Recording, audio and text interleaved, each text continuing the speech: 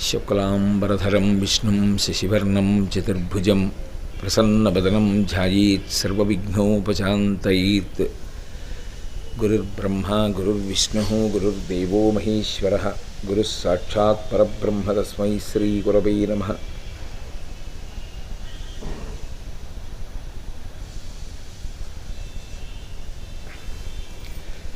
వ్యాసాయ విష్ణురూపాయ వ్యాసరూపాయ విష్ణవే నమో వై బ్రహ్మనిధయే వాసిష్ఠాయ నమో నమః. కూజంతం రామ రామేతి మధురం మధురాక్షరం ఆరుహ్య కవితాశాఖాం వందే వాల్మీకికోకిలం. శ్రుతిస్మృతిపురాణానాం ఆలయం కరుణాలయం నమామి భగవత్పాదశంకరం లోకశంకరం. వాగర్ధావివ సంపృక్తౌ వాగర్ధప్రతిపత్తయే జగతః పితరౌ వందే పార్వతీపరమేశ్వరౌ. సూక్తిం సమగ్రయతున స్వయమేవ లక్ష్మీ శ్రీరంగరాజమహిషీమధురైకటాక్షైః వైదగ్ధ్యవర్ణగుణగుంభనగౌరవైర్యాం కండూలకర్ణకుహరాः కవయోధయంతి. హైమోర్ధ్వపుండ్రమజహన్మకుటం సునాసం మందస్మితం మకరకుండలచారుగండం బింబాధరం బహుళదీర్ఘకృపాకటాక్షం శ్రీవేంకటేశముఖమాత్మని సన్నిధత్తాం. విమలపటి కమలకుటి పుస్తకరుద్రాక్షసస్తహస్తపుటి కామాక్షి పక్ష్మలాక్షి కలిత విపంచి విభాసి వైరించి. మనోజవం మరుతతుల్యవేగం జితేంద్రియం బుద్ధిమతాం వరిష్టం వాతాత్మజం వనరయూధముఖ్యం శ్రీరామదూతం శిరసా నమామి. ఆపదామపహర్తారం దాతారం సర్వసంపదాం లోకాభిరామం శ్రీరామం భూయో భూయో నమామ్యహం. సింధూరారుణవిగ్రహాం త్రినయనాం మాణిక్యమౌళిస్ఫురత్తారానాయకశేఖరాం స్మితముఖీం ఆపీనవక్షోరుహాం పాణిభ్యాం అళిపూర్ణరత్నచుషకం రక్తోత్పలం బిభ్రతీం సౌమ్యాం రత్నఘటస్థరక్తచరణాం ధ్యాయేత్ పరాదంబికాం. హరి ఓం. పరమేశ్వర స్వరూపమైన సభకి నమస్కారం. కాశీపట్టణ వైభవం గురించి చెప్తూ పెద్దలు ఒక మాట అంటారు. కలుగని కాశీ శంభులింగములు కోట్లు విశ్వనాథుండు లింగంబె శాశ్వతుండు. కలుగని తీర్థములు కోట్లు కాశీయందు అనగా మణికర్ణికయే తీర్థమని ఎరుంగు.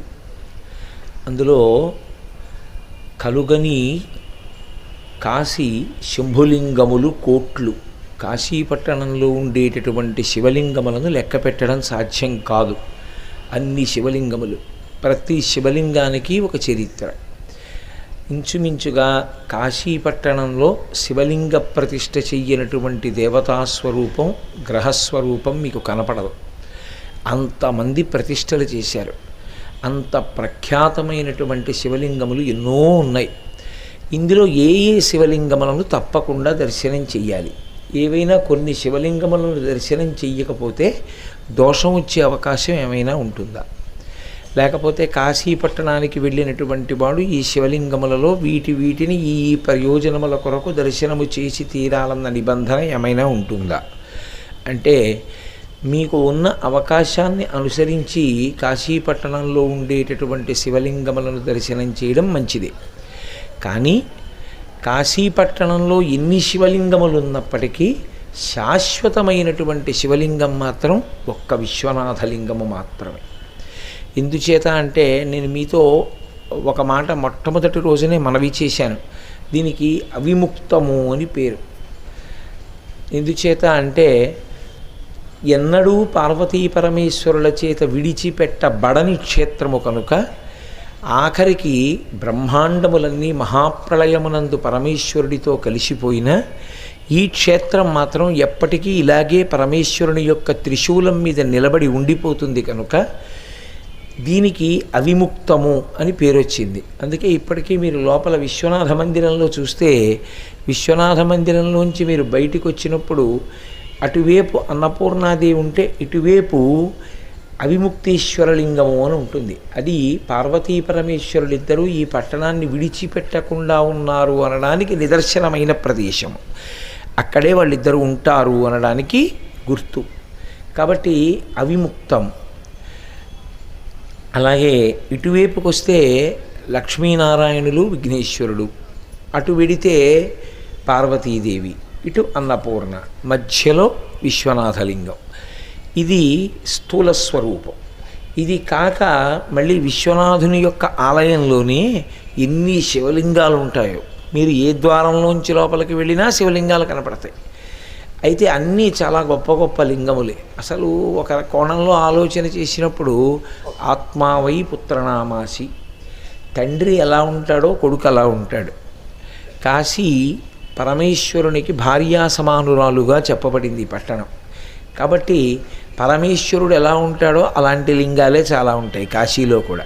ఉన్నా ఇవన్నీ కూడా శాశ్వతమైన శివలింగములు మాత్రం కావు. అన్ని శివలింగములు, అన్ని లింగముల యొక్క స్వరూపము ప్రళయమునందు లయము కాకుండా నిలబడగలిగినటువంటి స్వరూపమున్నవి కావు.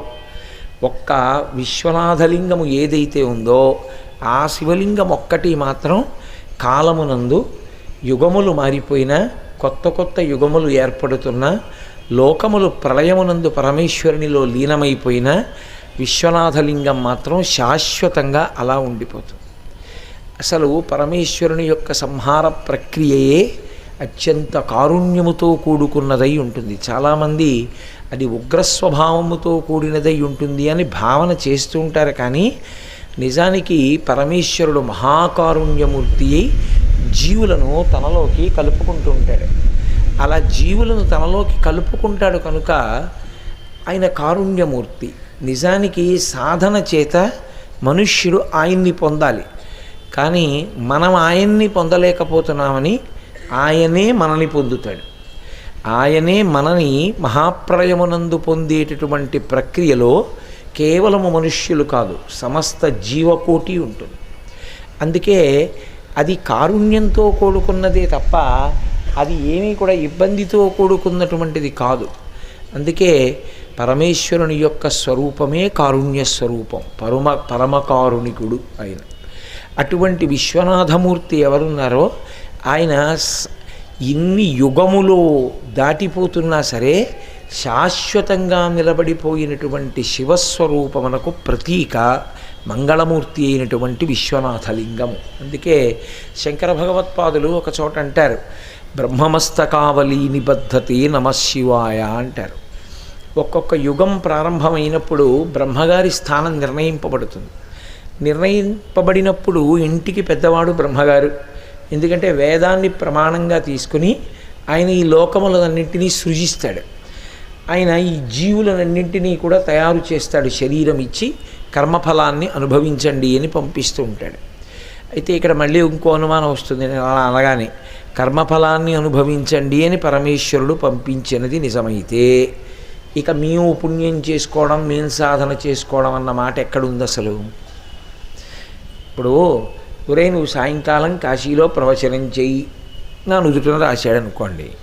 కాశీలో సాయంకాలం అయ్యేటప్పటికీ నిద్రపట్టేయాలని మీ ముఖాన రాశాడు అనుకోండి. మీ ముఖాన అంటే మీరని కాదు నా ఉద్దేశం, ఎవరో వేరొకరి ముఖాన. వాడు వచ్చి నీ ముఖాన ప్రవచనం చేయమని రాశాడు, నువ్వు చేసావు. నా ముఖాన నిద్రబొమ్మని రాశాడు, నాకు అదే సమయానికి నిద్ర వచ్చి నిద్రపోతున్నాను. ఏమిటి దోషం? నాదే తప్పు. బ్రహ్మగారు అలా రాశారు, ఈ ఉపాధి అలా నడుస్తోంది. ఆవిడన్ని కార్యక్రమాలు చెయ్యాలని రాశాడు, చేస్తారు. మన నుదుటన వ్రాయబడి లేదు, మనం చెయ్యం, నాదే తప్పు. దానికి చెయ్యలేదని నన్ను శిక్షించడం ఎందుకు? చేశారని ఒకరిని మెచ్చుకోవడం ఎందుకు? ఈశ్వరుడు ఆయనేగా చేయమన్నది. నువ్వు చేస్తావన్నాడు, ఆయన వాక్కు జరిగింది. నువ్వు చేయమన్నాడు, చేయలేదు.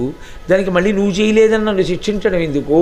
నువ్వు చేశావని ఇంకోటి నెత్తి మీద పెట్టుకోవడం ఎందుకు అని ఒక మెట్ట వేదాంతం అంటారు. ఒక ప్రశ్న వేస్తూ ఉంటారు. ఈశ్వరుడు మనుష్య ప్రాణికి బుద్ధినిచ్చాడు. ఈ బుద్ధి ప్రధానంగా దేనికి ఇవ్వబడుతుందంటే వాసనా బలాన్ని జయించడం కోసం ఇస్తాడు. లేకపోతే ఈ సమస్త వాంగ్మయము ప్రయోజన రహితము. వివేకానంద స్వామి ఒక చోట అదే అంటారు, if you feel that the old scriptures and the literature cannot answer your present days question and context, do not hesitate to throw them out of your window అంటాడు. నిజంగా ప్రాచీన కాలం నుంచి ఉన్నటువంటి వేదము, పురాణములు, కావ్యములు ఇప్పుడు ఉన్నటువంటి లేదా రాబో కాలంలో సాధకుని యొక్క ప్రశ్నలకు జవాబులు చెప్పలేవు అని నువ్వు సహేతుకంగా నిర్ణయించుకుని ఉంటే వాటిని నీ కిటికీలోంచి విసిరేయి, నాకేం అభ్యంతరం లేదన్నారు. అలా ఎన్నటికీ విసిరివేయబడవలసిన స్థితిని కల్పింపబడవలసినవి కావని వివేకానంద స్వామికి తెలుసు. అందుకే ఆయన ఆ మాట అన్నారు. పరమేశ్వరుడు ఒక్క మనుష్య ప్రాణికి బుద్ధినిచ్చాడు. ఈ బుద్ధి చేత ఏం చేయవలసి ఉంటుందంటే వాసనాబలాన్ని గెలవాలి. వాసనాబలాన్ని గెలవడానికి బుద్ధి దేనికి ఉపయోగపడాలంటే వాంగ్మయాన్నంతటినీ ఆధారంగా తీసుకుని, గురువాక్యాన్ని ఆధారంగా తీసుకుని, శాస్త్రాన్ని ఆధారంగా తీసుకుని వాసనని గెలిచి తాను సద్వాసన యందు నిలబడగలగాలి.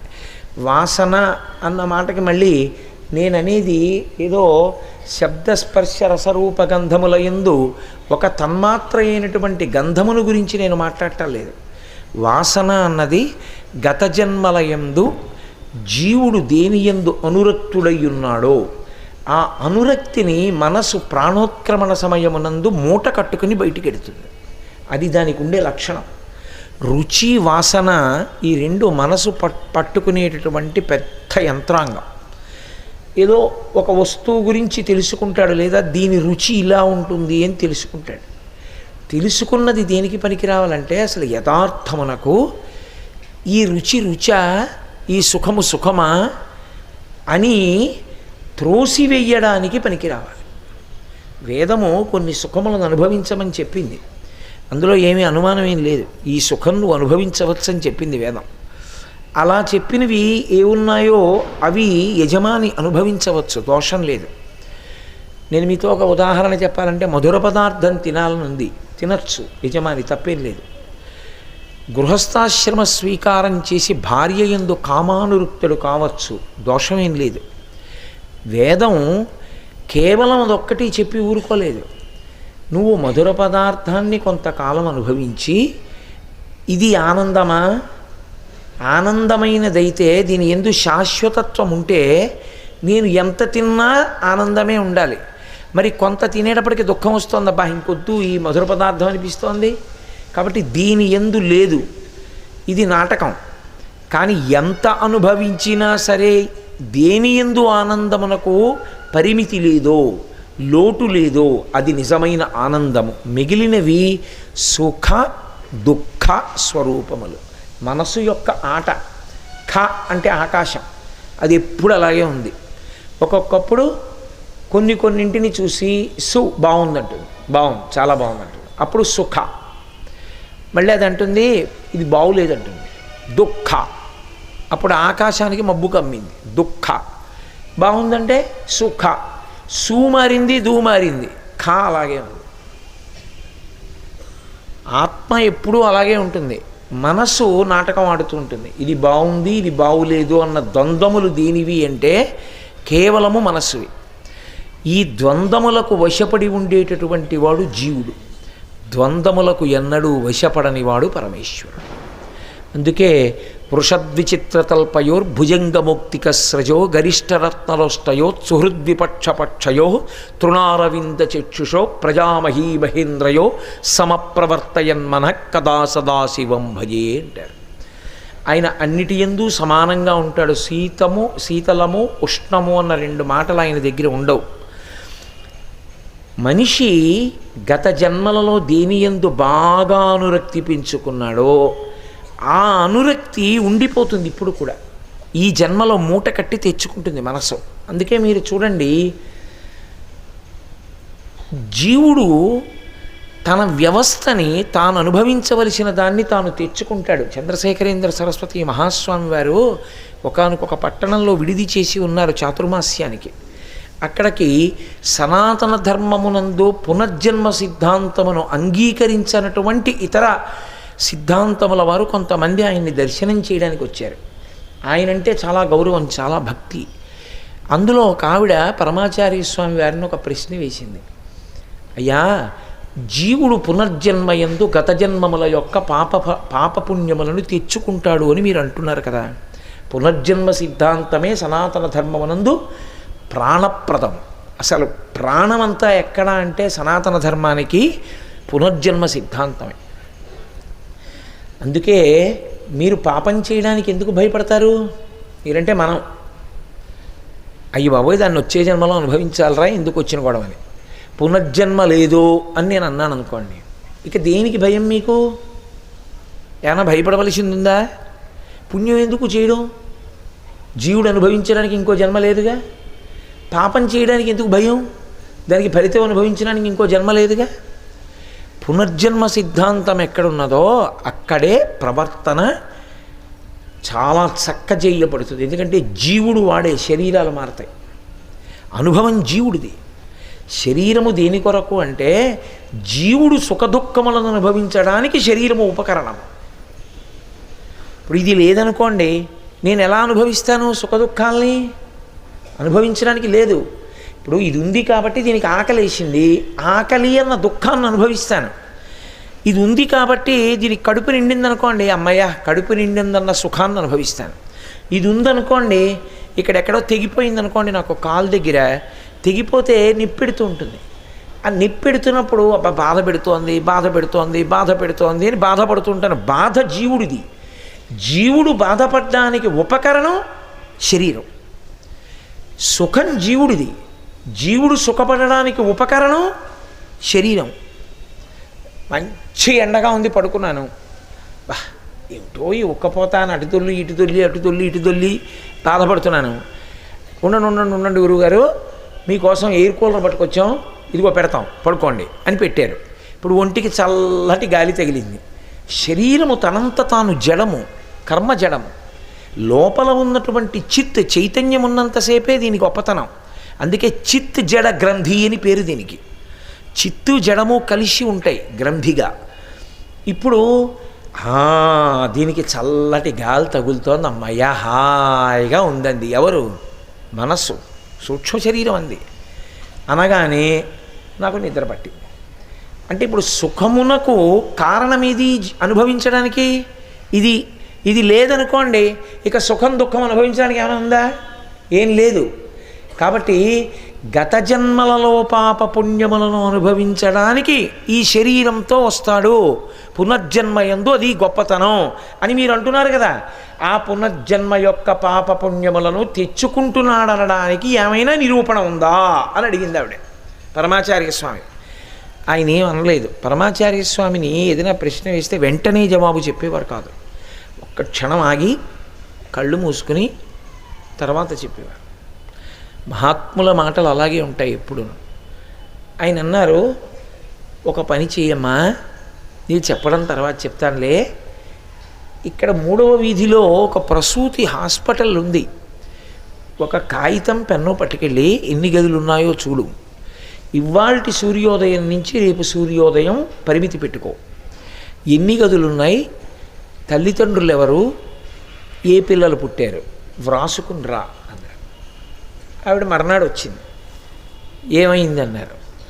అయ్యా 16 గదులున్నాయి, 4 ఎయిర్ కండిషన్డ్ గదులు, 4 స్పెషల్ రూమ్స్, మిగిలినవి సాధారణమైనటువంటి గదులు. ఇవి కాక ఒక ఆవిడ ఆ బయట ఉన్నటువంటి వరండాలో పురుడు పోసుకుంది. ఇదిగో ఫలానా ఆగర్భ శ్రీమంతుడికి లేక 40వ ఏట పుట్టేట ఈ అబ్బాయి ఫలానా గదిలో అని అన్నీ చెప్పింది. ఆయన అన్నారు, అయి తీరిపోయిందని అనుమానం అన్నారు. ఆవిడ ఒక్క క్షణం ఆగి అన్నీ చెప్పి తీరిపోయింది. ఆగర్భ శ్రీమంతుడికి కొడుకుగా పుడుతూనే వాడు వారసుడు అయిపోయాడా? తండ్రిదంతా ఎవరిదప్పుడు? వాడిదే. వాడు ఏమైనా సంపాదించాడా? వాడు సంపాదించలేదు, కోట్లు వాడివే. వాడు వారసుడు అయిపోయాడు. అలా అయిపోవడానికి కారణం వాడి గత జన్మ పుణ్యం. ఇప్పుడు అది క్షయం అవ్వాలి, అందుకని ఈయన కొడుగ్గా వచ్చాడు. ఒక ఆయన దరిద్రుడిగా పుట్టాడు. గత జన్మలలో చేసుకున్నటువంటి పాపం అలా పుట్టించింది. తర్వాత ఒకవేళ ఐశ్వర్యవంతుడు కావచ్చు, అప్పుడు పుణ్యం మళ్ళీ అనుభవంలోకి వచ్చింది. కాబట్టి పునర్జన్మ సిద్ధాంతమునందు పాపపుణ్యములను అనుభవించడానికి ఈ శరీరంతో వస్తాడు. ఇప్పుడు అర్థమైందా? అయ్య బాబోయ్, ఇంత గొప్పగా మీ ధర్మం ఎందుకు చెప్పిందో ఇప్పుడు అర్థమైందండి. పరమసత్యం మీ ధర్మంలో చెప్పింది అంగీకరిస్తున్నానని వెళ్ళిపోయారు వాళ్ళు. కాబట్టి ఈ శరీరము లేనినాడు సుఖదుఖములను అనుభవించడానికి జీవుడికి ఉపకరణము ఉండదు.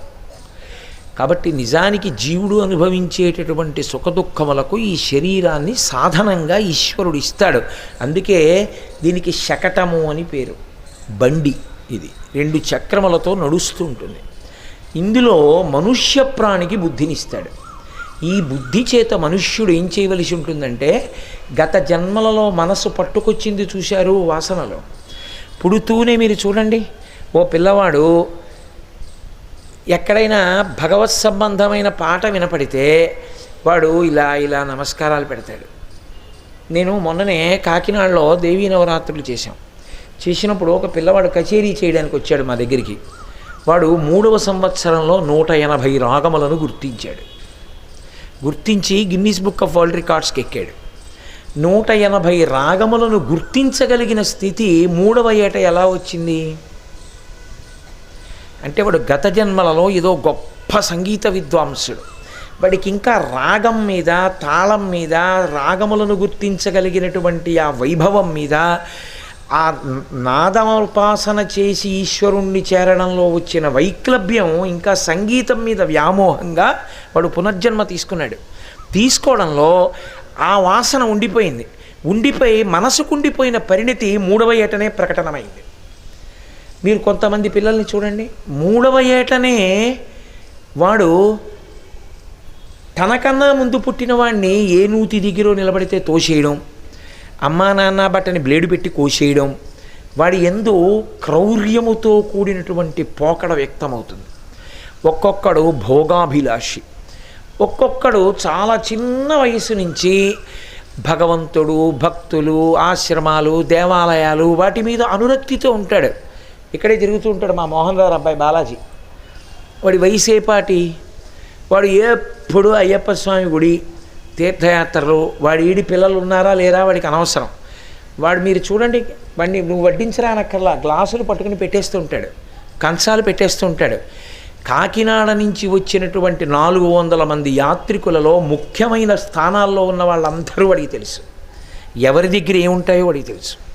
వాడిని నేను ఇక్కడ కూర్చుని పిలిచి, ఒరే కొండలరావు నాయుడు గారి దగ్గరికి వెళ్ళి పోర్టబుల్ స్పీకర్ పట్టుకుని తొందరగా రమ్మంటున్నానని చెప్పు అంటే, వాడు క్షణాల్లో వెళ్ళొచ్చి కొండలరావు నాయుడు గారు వంటశాలలో ఉంటారని అక్కడ కూడా వెతికాను, లేరు అంటాడు.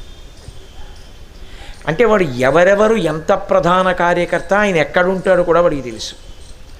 వాడికి ఎలా వచ్చింది ఆ సంస్కారం? ఏమి మిగిలిన వాళ్ళ పిల్లలు ఎవరు వచ్చి అలా ఎందుకు చేయలే? వాడు ఒక్కడే ఎందుకు అలా వెంటపడి వచ్చాడు? అది జన్మాంతర సంస్కారం.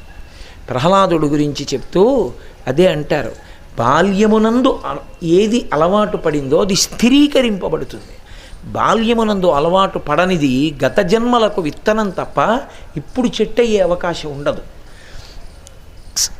మనుష్యుడు బుద్ధి చేత, శాస్త్రము చేత, గురువు మీద ఉన్న విశ్వాసం చేత ఏ వాసన తెచ్చుకున్నాడో ఆ వాసనని ఇప్పుడు గెలుస్తాడు.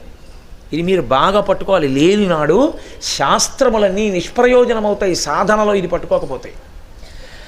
మీకు శాస్త్రం తెలియంది ఏముంటుందండి? సత్యం వద, ధర్మం చర. ఇది తెలియనివాడు ఎవరు? ధార్మికంగా ఉండు తెలియనివాడు ఉన్నాడా? ఉండడు. కానీ ధార్మికంగా ఎందుకు ఉండాలో మనసులో ఊంచుకునేటట్టు గురువు చెప్తాడు. ఇప్పుడు ఆ వాక్యం నిలబడింది లోపల. ఇప్పుడు అతను ఏం చేశాడంటే, పూర్వాశ్రమమునందు అతనికి కొన్ని చెడు అలవాట్లు ఉండేవి. అందుకే ఇద్దరు దేనికి ఉండాలంటే కల్మషాన్ని తొలగించడానికే ఉంటారు. ఇంత కల్మషమా అన్నవాళ్ళు ఆ 2 స్థానముల యందు ఉండడానికి అర్హులు కారు. ఒకడు గురువు, 2 దైవము. పాపము అన్నదున్నది అన్నప్పుడు క్షమించడానికి సిద్ధంగా లేనివాడు ఈశ్వరుడు కాడు. అవతల వారి ప్రవర్తన చెడ్డదై వచ్చి తనని ఆశ్రయిస్తే దిద్దడానికి సిద్ధంగా లేని గురువు కాడు. మీరు ఆలోచించండి, సమాజంలో చెడు లేనప్పుడు వచ్చి ఆయన పాదములు పట్టుకుని మీ వలన నేను మారదామనుకుంటున్నాను అన్నప్పుడు అంగీకరించలేనివాడు గురువుగా ఎలా పనికొస్తాడు? అనారోగ్యంగా ఉన్నవాడి కోసమే డాక్టర్ గారు ఉన్నారు. ఆరోగ్యంగా ఉన్నవాడు ఎవరో డాక్టర్ గారి దగ్గరికి వెళ్ళావు. నాకు ఒంట్లో బాగులేదు అన్నవాడి కోసమే డాక్టర్ ఉన్నాడు.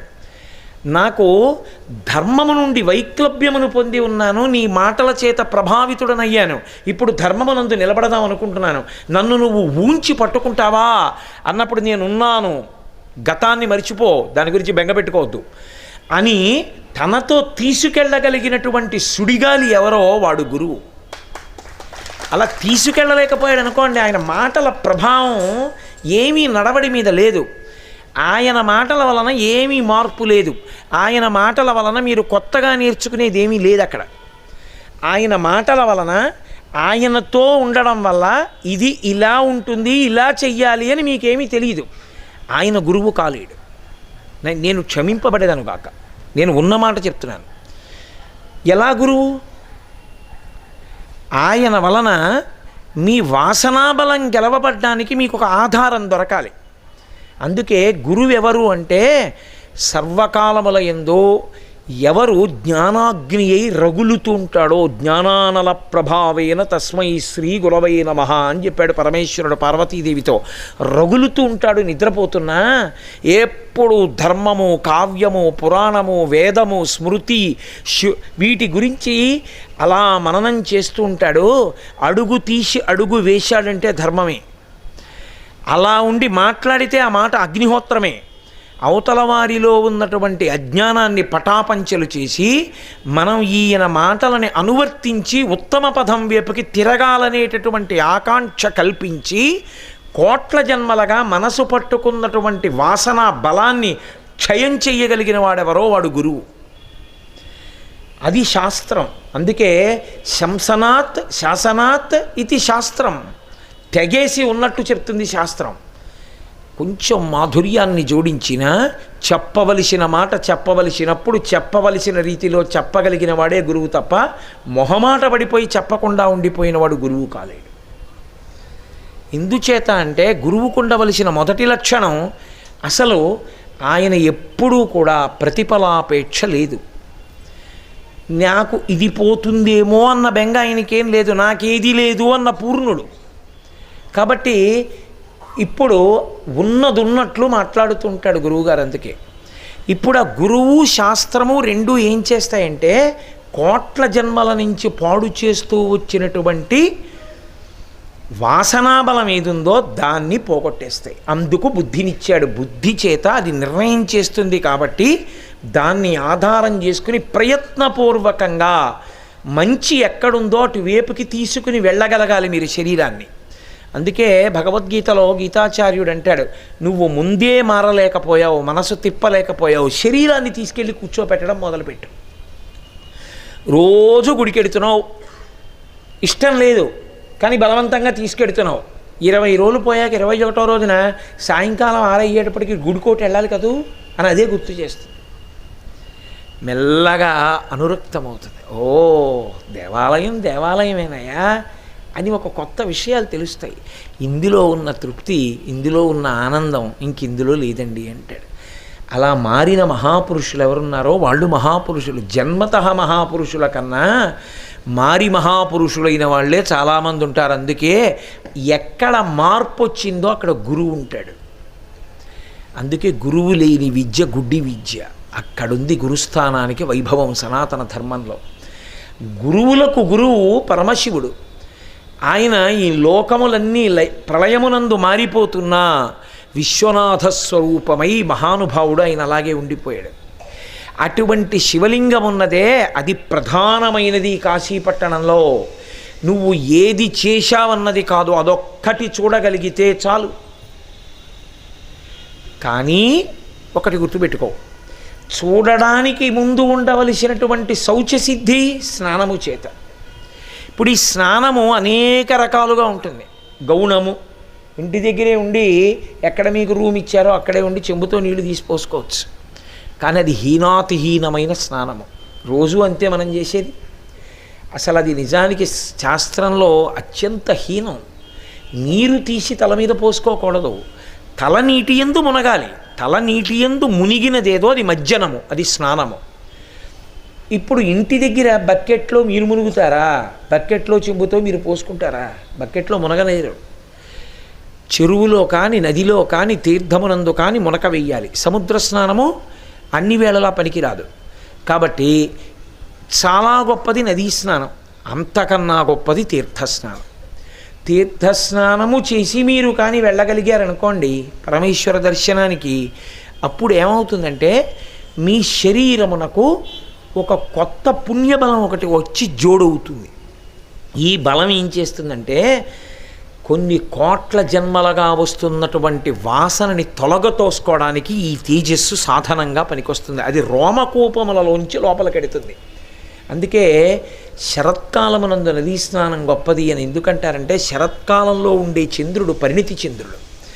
ఆ చంద్రకాంతులలోంచి అమృతము స్రావమవుతుంది, అందులోకి నదీ జలములలోకి వెడుతుంది.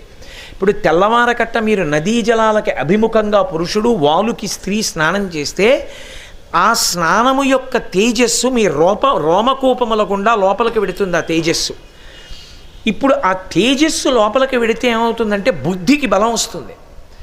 ఎటువంటి బలం వస్తుందంటే గత జన్మలలోని వాసనలను తీసివేయగలిగిన బలం అది పొందుతుంది. అందుకే నేను మీతో నిన్న మనవి చేశా, వేదంలో ఒక మాట చెప్తారు, తీర్థే స్నాతి తీర్థం సమానానాం భవతి. తీర్థమునందెవడు స్నానం చేశాడో వాడు తీర్థం అవుతాడు. మణికర్ణిక యందు మీరు స్నానం చేశారనుకోండి మీరు మణికర్ణిక అవుతారు. ఇప్పుడు మళ్ళీ తీర్థమునకే ఆ శక్తి ఎందుకుంది? నిన్న మీతో నేను మనవి చేశా, అంగీరసులు ఇక్కడ యజ్ఞం చేసి వాళ్ళ దీక్షని తపస్సుని వాళ్ళు తీర్థముల యందు ప్రవేశపెట్టి స్వర్గలోకానికి వెళ్ళిపోయారు. అది ఇప్పటికీ అలా ఉండిపోయింది. ఉండిపోవడంలో తీర్థస్నానం చేస్తే శక్తి మీలో అవుతుంది, అది యోగబలంగా మారుతుంది. అందుకు కదూ శంకరులు మణికర్ణికా స్తోత్రం చేస్తూ యోగాభ్యాస బలేన చంద్రశిఖర తత్పుణ్య పారంగత అన్నారు. ఆ బలం చేత ఆ పుణ్యము చేత ఇప్పుడు ఈశ్వరుడికి దగ్గరవుతాడు.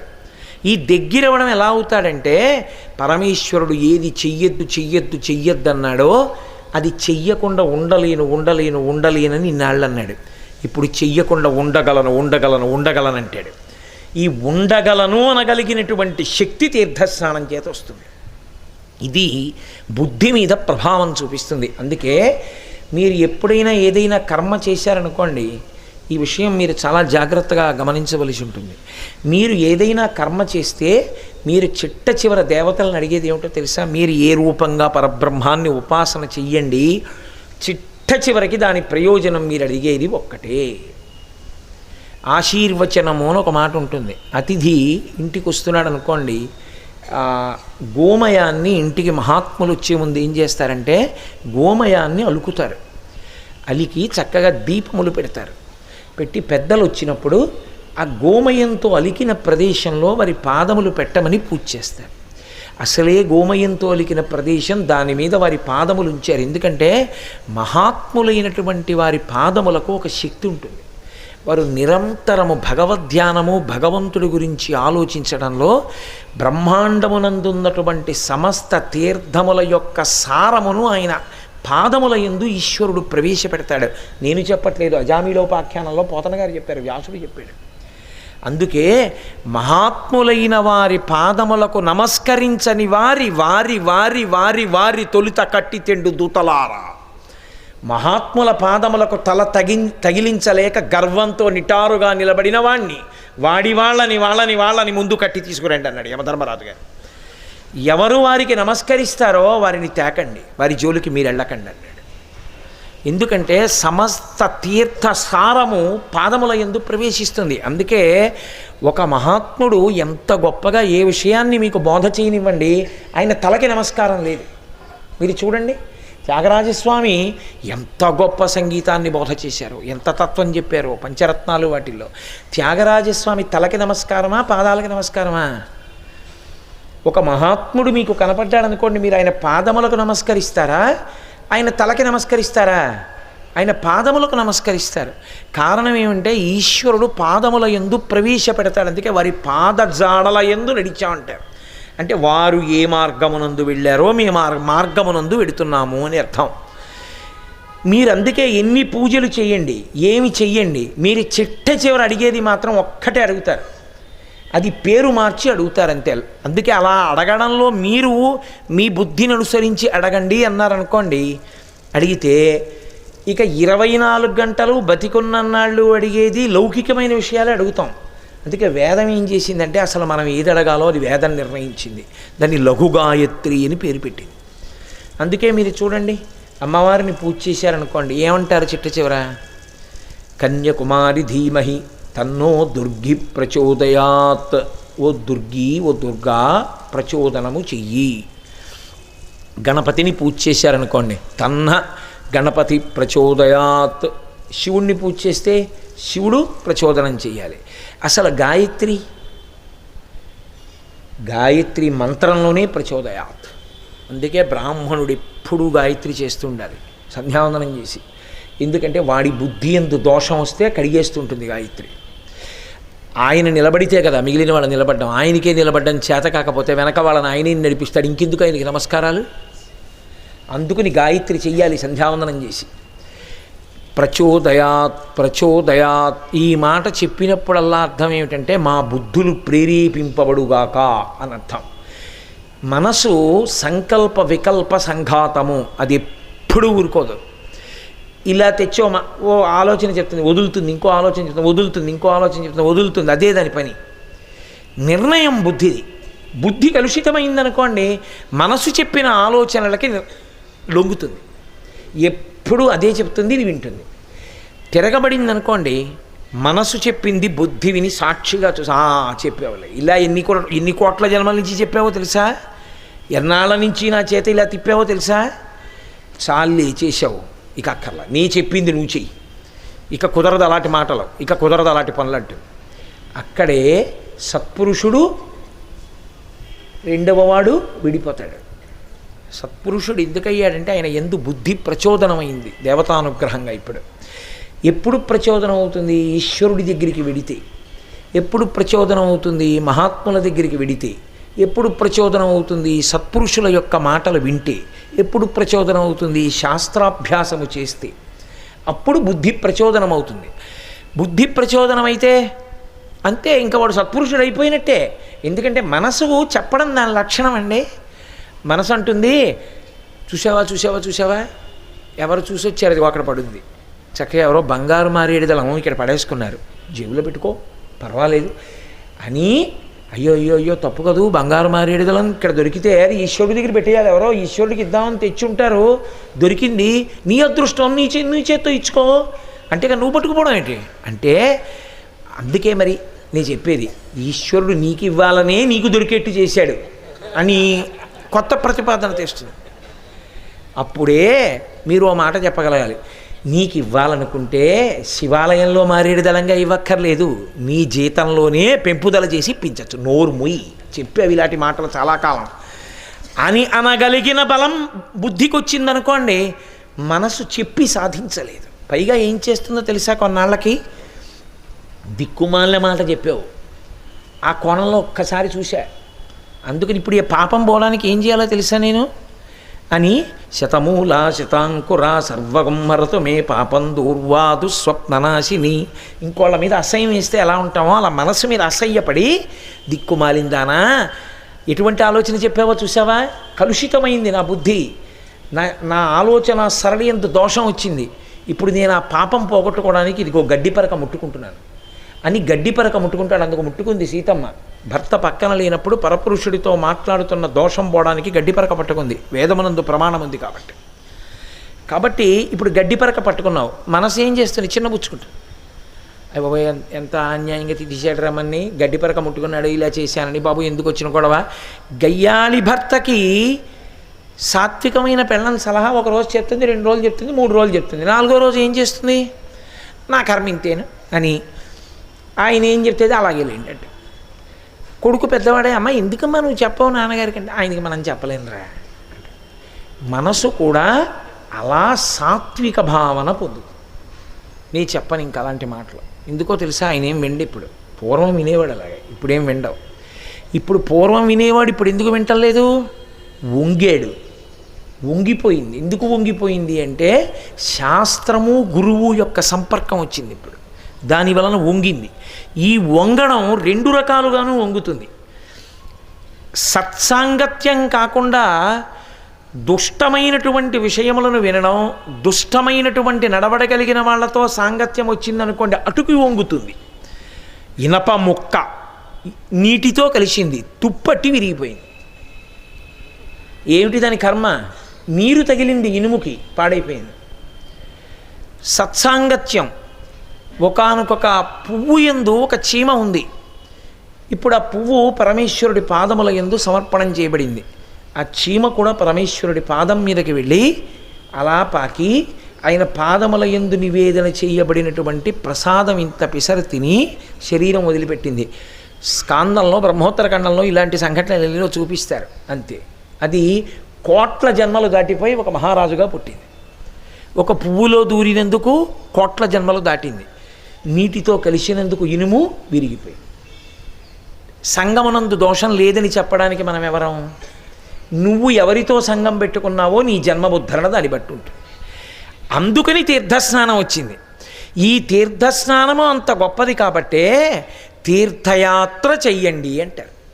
తీర్థయాత్ర చెయ్యండి, తీర్థయాత్ర చెయ్యండి అనడానికి కారణం ఏంటంటే తప్పకుండా తీర్థమునందు ఎందుకు స్నానము చెయ్యాలో తెలుసుకుని స్నానం చెయ్యాలి.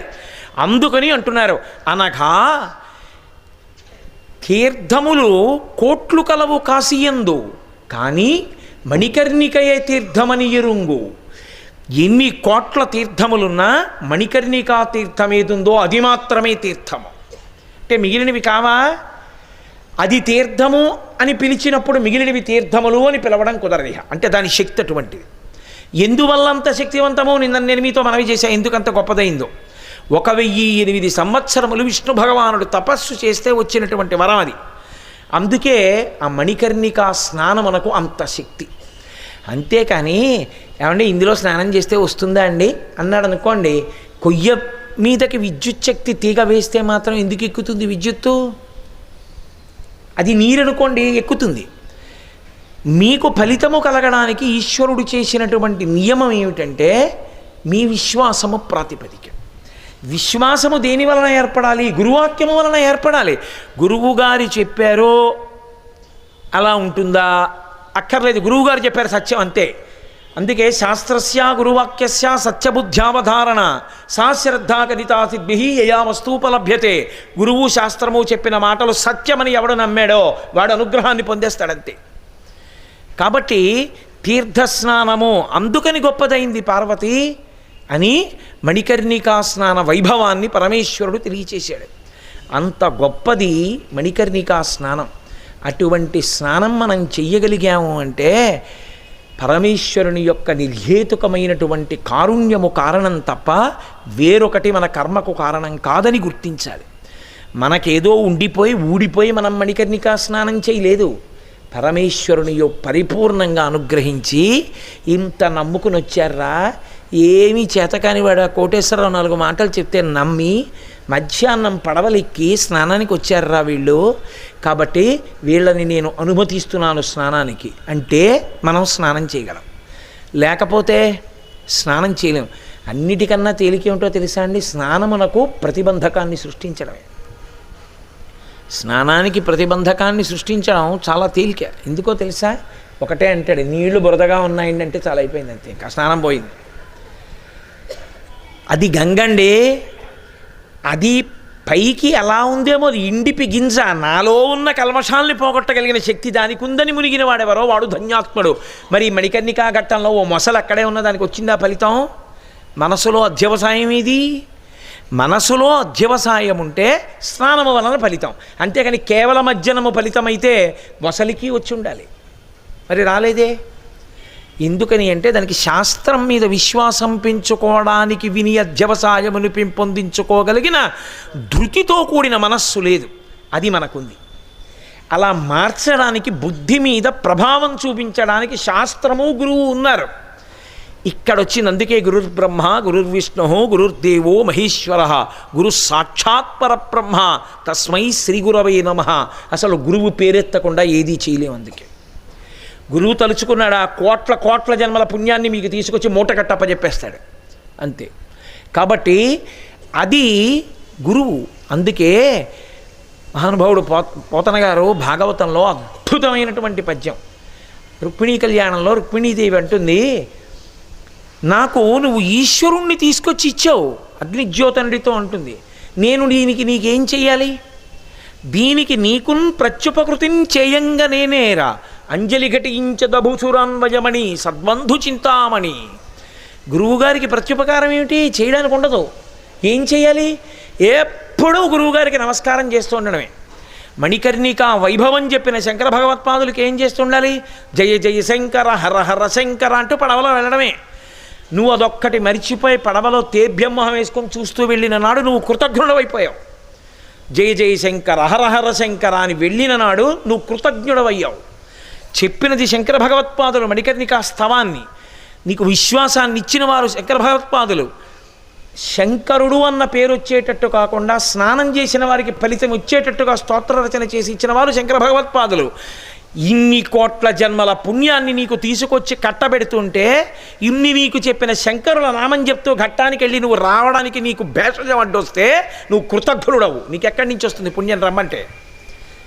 నోరారా నువ్వు చెప్పగలగాలి శంకరనామం. నువ్వు శంకరుల కన్నా గొప్పవాడివేం కాదు. శంకరుల కన్నా గొప్పవాడు లోకంలో వేరొకడు లేడు లేడు లేడు. కాబట్టి ఆయన నామం నిరంతరం ప్రతిధ్వనిస్తుండాలి. అందుకే జయ జయ శంకర హర హర శంకర చెప్తూనే వెళ్ళాలంతే. అనుగ్రహించిన వాడు ఈ శరీరాన్ని ఇచ్చిన తండ్రిని గుర్తు తెచ్చుకుంటే నమస్కరిస్తున్నామే, తల్లిని నమస్కరిస్తున్నామే, మనకి ఆయనకి ఏ సంబంధం ఉంది? ఎప్పుడు అవతార స్వీకారం. మహానుభావుడు రాబోయే తరాల్లో కలిపురుషుని ఉద్ధతిలా ఉంటుందని మనకి విశ్వాసం నిలబడేటట్టుగా, ఎంత అవిశ్వాసము ప్రబలుతోందో అంత విశ్వాసము నిలబడేటట్టుగా మనకి అష్టకాన్ని రాసి అందించి శరీరాన్ని విడిచిపెట్టి ఇప్పటికీ సౌందర్యలహరిలో శబ్దస్వరూపాన్ని పొంది ఉన్నటువంటి శంకర భగవత్పాదులకి నమస్కారం చేస్తూ గంగలో వెళ్ళలేకపోతే అంతకన్నా కృతజ్ఞత వేరొకటి ఉంటుందా?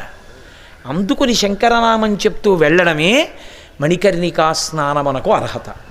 పరమేశ్వరుని నిర్హేతుక కృపాకటాక్ష వీక్షణము తప్ప యథార్థమునకు మనకు అటువంటి తీర్థముల యందు స్నానమునకు అర్హత ఇంకొకటి ఉండదు. నీ దగ్గర డబ్బు ఉండొచ్చు, నువ్వు వస్తే స్నానం చెయ్యాలని ఎక్కడుంది? 104 జ్వరం వస్తే.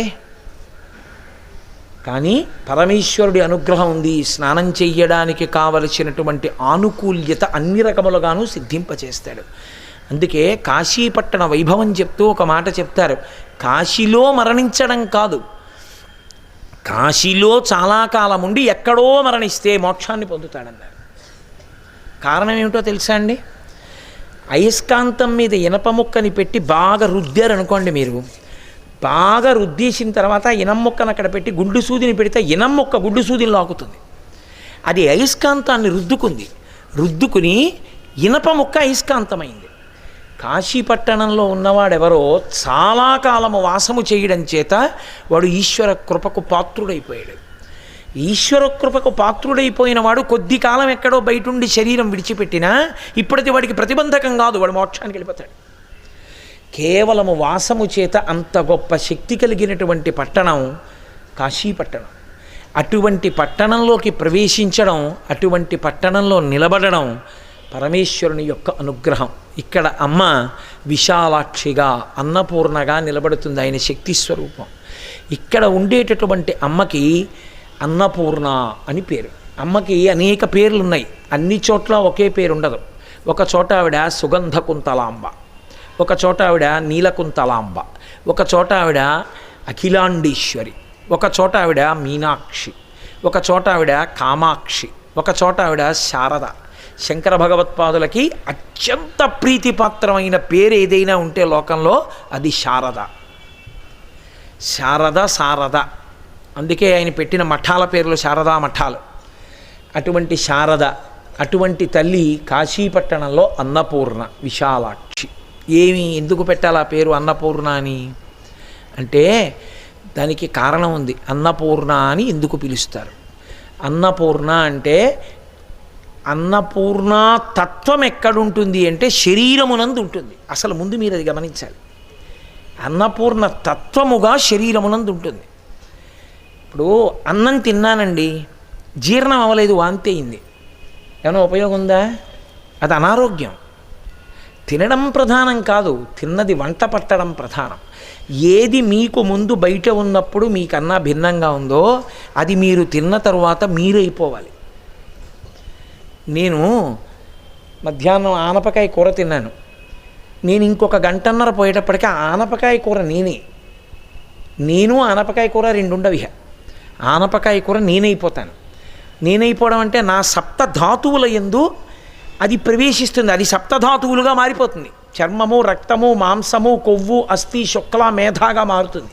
అప్పుడు ఇక ఆనపకాయ కూర ఏది అని అడిగారు అనుకోండి, ఇందులో ఉండదు. అలా ఉండకుండా సప్తధాతువులుగా మారుతూ ఉండడాన్ని అన్నపూర్ణాతత్వము అంటారు.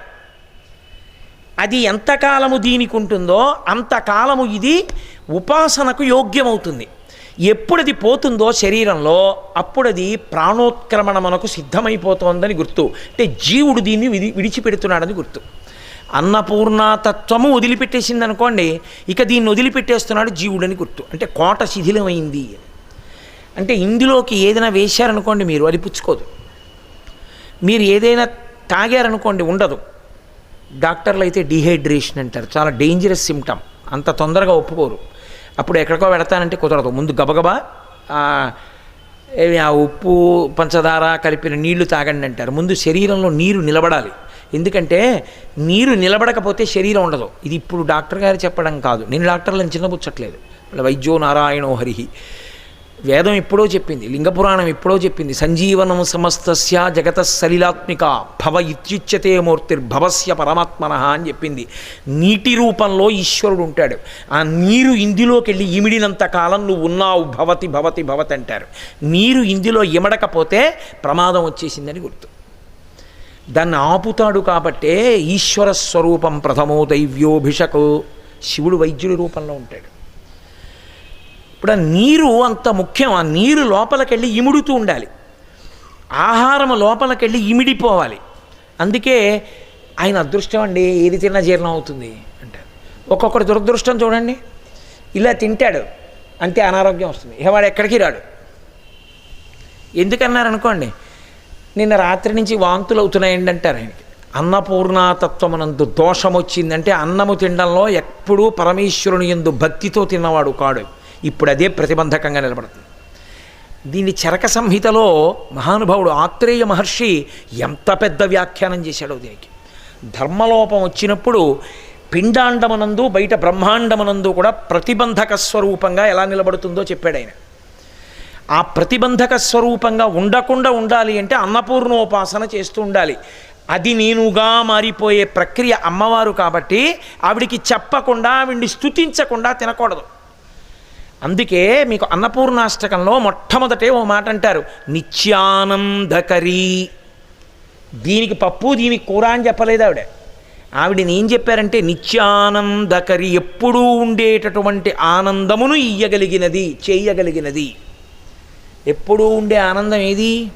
మోక్షానందం.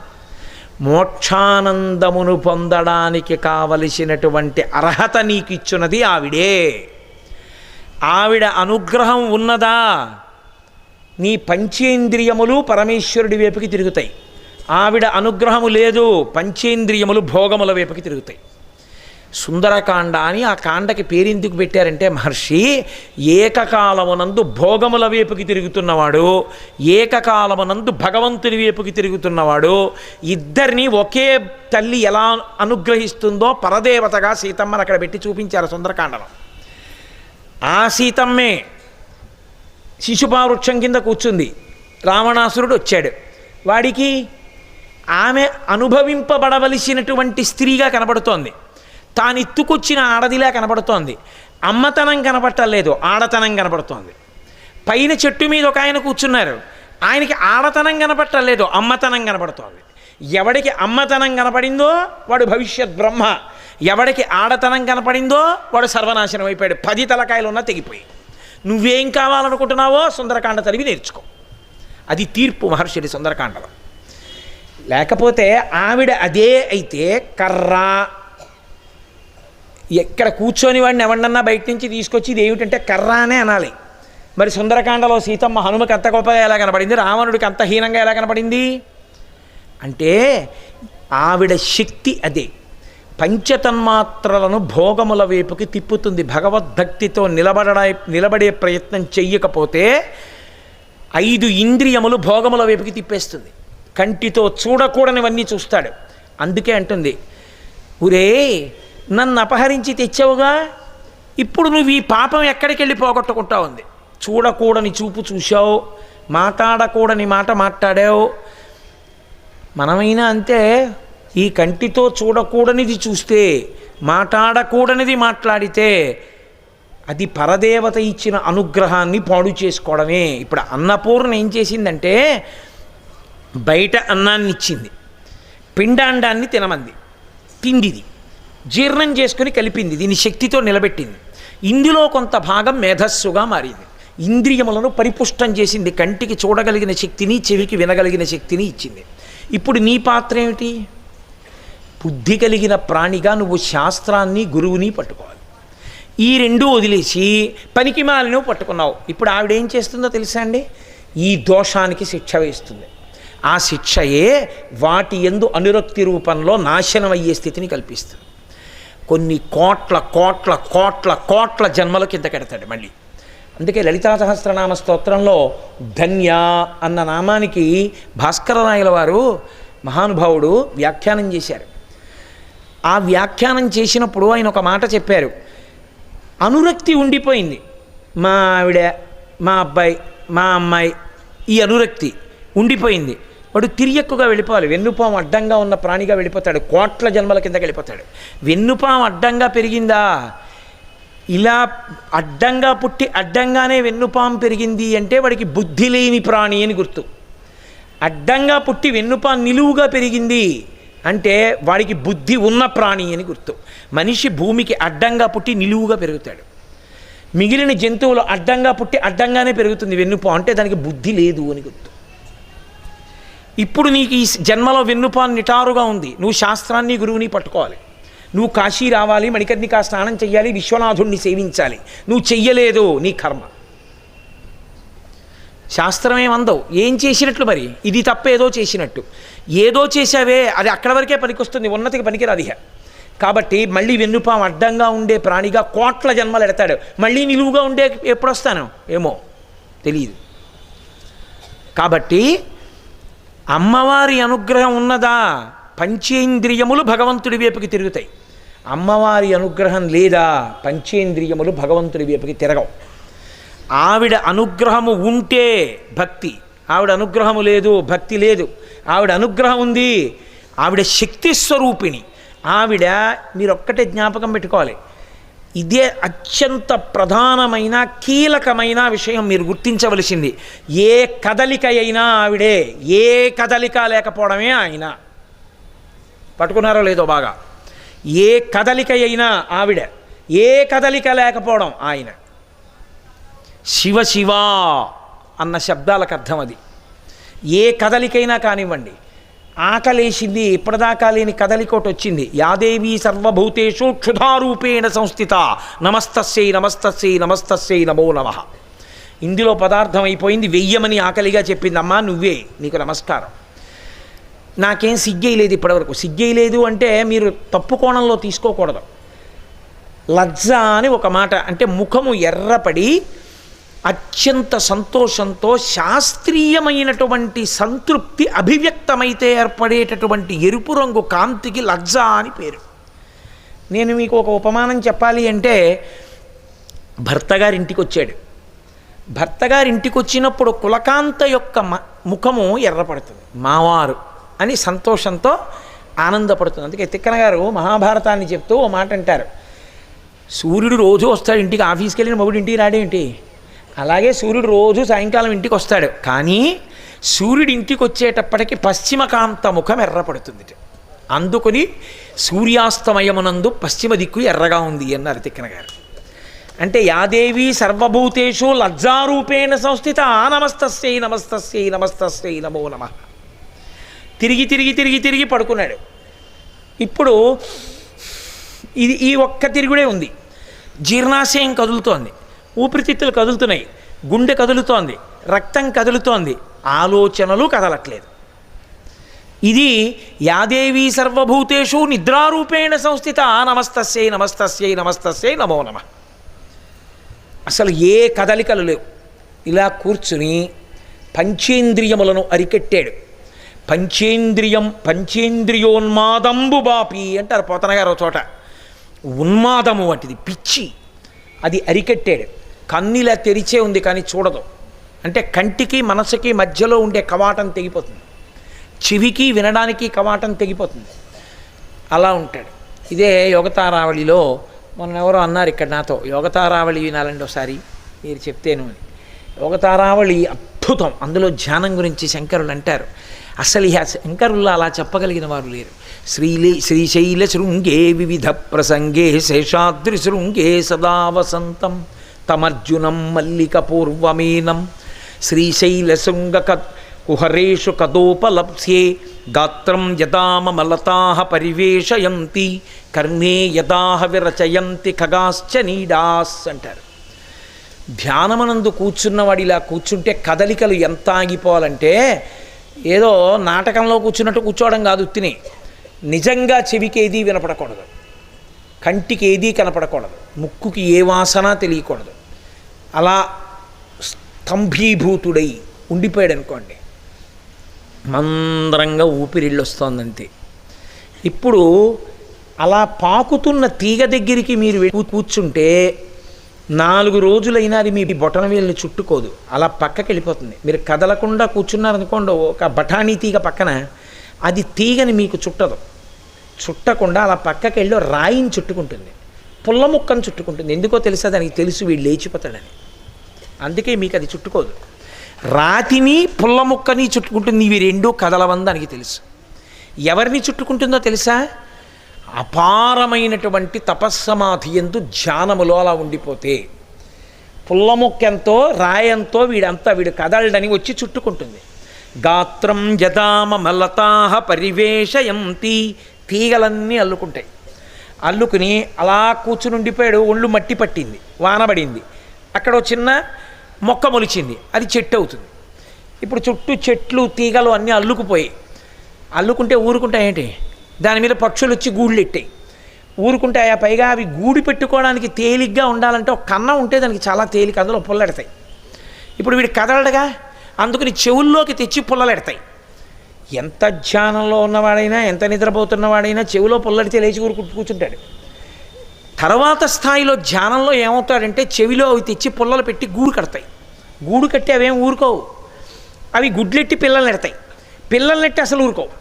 తెల్లవారిందో వాటి అలరి మొదలు.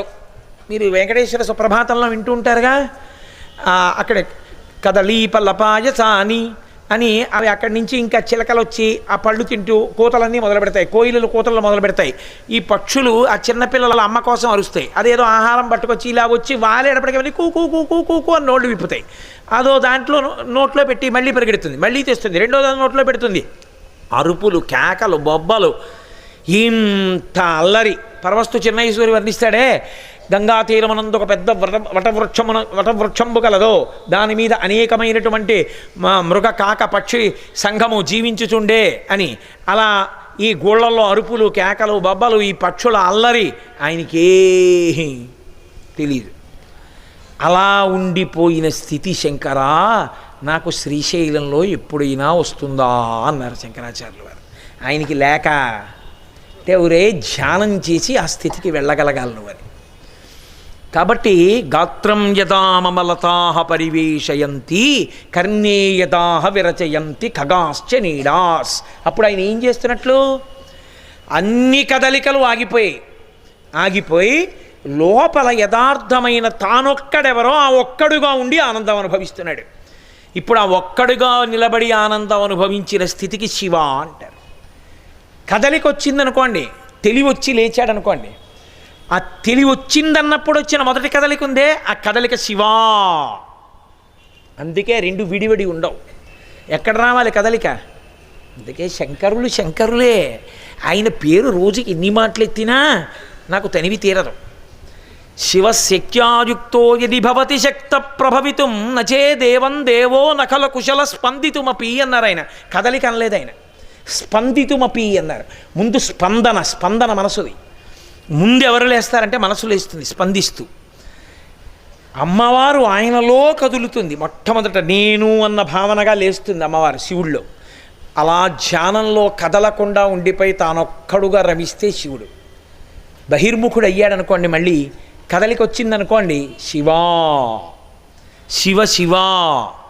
అందుకే వాళ్ళ పేర్లు ఎప్పుడు హంస, హంసిని, అలా వాళ్ళ పేర్లు ఎప్పుడు కలిసిపోయి ఉంటాయి తప్ప విడివడి ఉండవు. కారణం ఏమిటంటే ప్రకృతి పురుషులుగా వాళ్ళు కలిసి ఉంటారు. అందుకే కాశీ విశ్వనాథుడి పక్క అన్నపూర్ణగా కూడా అలాగే ఉంటుంది. అలాగే ఉన్న తల్లి ఏం చేస్తూ ఉంటుందంటే నిత్యానందకరీ. ఏమి కాశీ వైభవం చెప్పడం, ఒక్క నిత్యానందకరీ చెప్తే 42 రోజులు పడుతుంది. ఆవిడ కదలికలను ఆపుతుంది. ముందు కదలికలని ఎటువైపుకి వెళ్ళాలో అటు కదుపుతుంది. మణికర్ణికకి కదుపుతుంది, గురుపాదముల వైపు కదుపుతుంది, శాస్త్రం వైపు కదుపుతుంది, భగవంతుడి వైపు కదుపుతుంది, ఇంద్రియములను ఈశ్వర సేవ యందు కదుపుతుంది. చివర కదలికలు ఆపేస్తుంది. ఇది ఆవిడ చేస్తుంది. ఆఖరణ ఆవిడ కదిపి కదిపి కదిపి కదిపి ఈ కదలికల చేత శుద్ధి చేసి కదలిక లేని స్థితి ఇస్తుంది. ఇది ఆవిడ ఇవ్వాలి. ఆవిడ ఇచ్చిందనుకోండి, అక్కడ నిత్యానందం పండుతుంది. కాబట్టి అమ్మా, ఈ కదలికలకి హేతువు నువ్వు. నీ అనుగ్రహం ఉంటే అదిగో ఆయన యందు నిలబడతాను, నేను ఆయనగా నిలబడతాను, కాశీగా నిలబడతాను. అప్పుడు నేను కాశీ. అదే శంకరులు అంటారు. నీ అనుగ్రహం లేదు, పనికి మాలిన కదలికలన్నీ కదులుతూ ఉంటాను. కదలడం ప్రధానం కాదు, లక్ష్యం వైపుకి కదలడం ప్రధానం. మీరు ఏం చేస్తున్నారన్నది ప్రధానం కాదు, శాస్త్రీయమైనది చేస్తున్నారా అన్నది ప్రధానం. కాశీ వెళ్ళాలనుకున్నవాడు గంగా కావేరీ ఎక్స్ప్రెస్ ఎక్కాడు. ఇంకొకడు కాశీ వెళ్ళాలనుకున్నవాడు ప్రయాణం అంటే కదలికేగా ఉయ్యాలెక్కాడు. వాడు ప్రయాణం చేస్తూనే ఉన్నాడు, పడుకున్నా, కూర్చున్నా, నించున్నా, పాస్ పోసుకుంటున్నా, ఇంకోటి చేస్తున్నా, అన్నం తింటున్నా. రైల్లోనేగా అన్నం తింటున్నాం. మరి 36 గంటలు ప్రయాణం చేస్తే ఏం చేస్తున్నా కదులుతూనే ఉన్నాడు. 36 గంటల తర్వాత వాడు ఫోన్ చేశాడు, వచ్చేసానండి కాశీ అని. 36 గంటలు విడువు ప్రయాణం చేశాడు ఉయ్యాల్లో. ఎక్కడున్నాడు? అక్కడే ఉన్నాడు. ఎలా కదిలేవన్నది కాదు, కదలవలసిన రీతిలో కదలడం ప్రధానం. అందుకే ఎలా కదలాలో సరిగా చెప్పగలిగిన గురువు ఉండాలి. ఏదో ఒక కదలిక కదిపే గురువు కాదు, ఎలా కదలాలో అలా కదిపే గురువు ఉండాలి. లేకపోతే ఆ కదలికలన్నీ వ్యర్థం అవుతాయి, మళ్ళీ అదో ఆ పనికి మాలిన కదలికలు అవుతాయి. కాబట్టి అక్కడ వచ్చింది గురువు యొక్క ప్రాధాన్యత అంతా. అందుకే ఇలా కదిపి కదిపి కదిపి కదిపి కదలిక లేని స్థితికి తేగలిగిన ఓ తల్లి, నువ్వు నిత్యానందకరీ. అమ్మ బాబోయ్, అంత లెక్క మాకెందుకులేండి, మా జన్మాంతరంలో వస్తుంది ఏమిటి అని అంటావేమో. వరాభయకరీ. ఆమె వర అభయకరీ. ఆమె 2 చేతులతో ముద్రపడుతుంది. విచిత్రం ఏమిటో తెలుసా? మీకు కాశీ అన్నపూర్ణలో అలా కనపడదు. మీరు ఎదురుగుండా వెళ్ళి నిలబడితే కనపడదు. మీరు అనుభవంలో పొందాలి. మీ మనసు యొక్క అధ్యవసాయము చేత ఆ భక్తి మీకు పెరగాలి.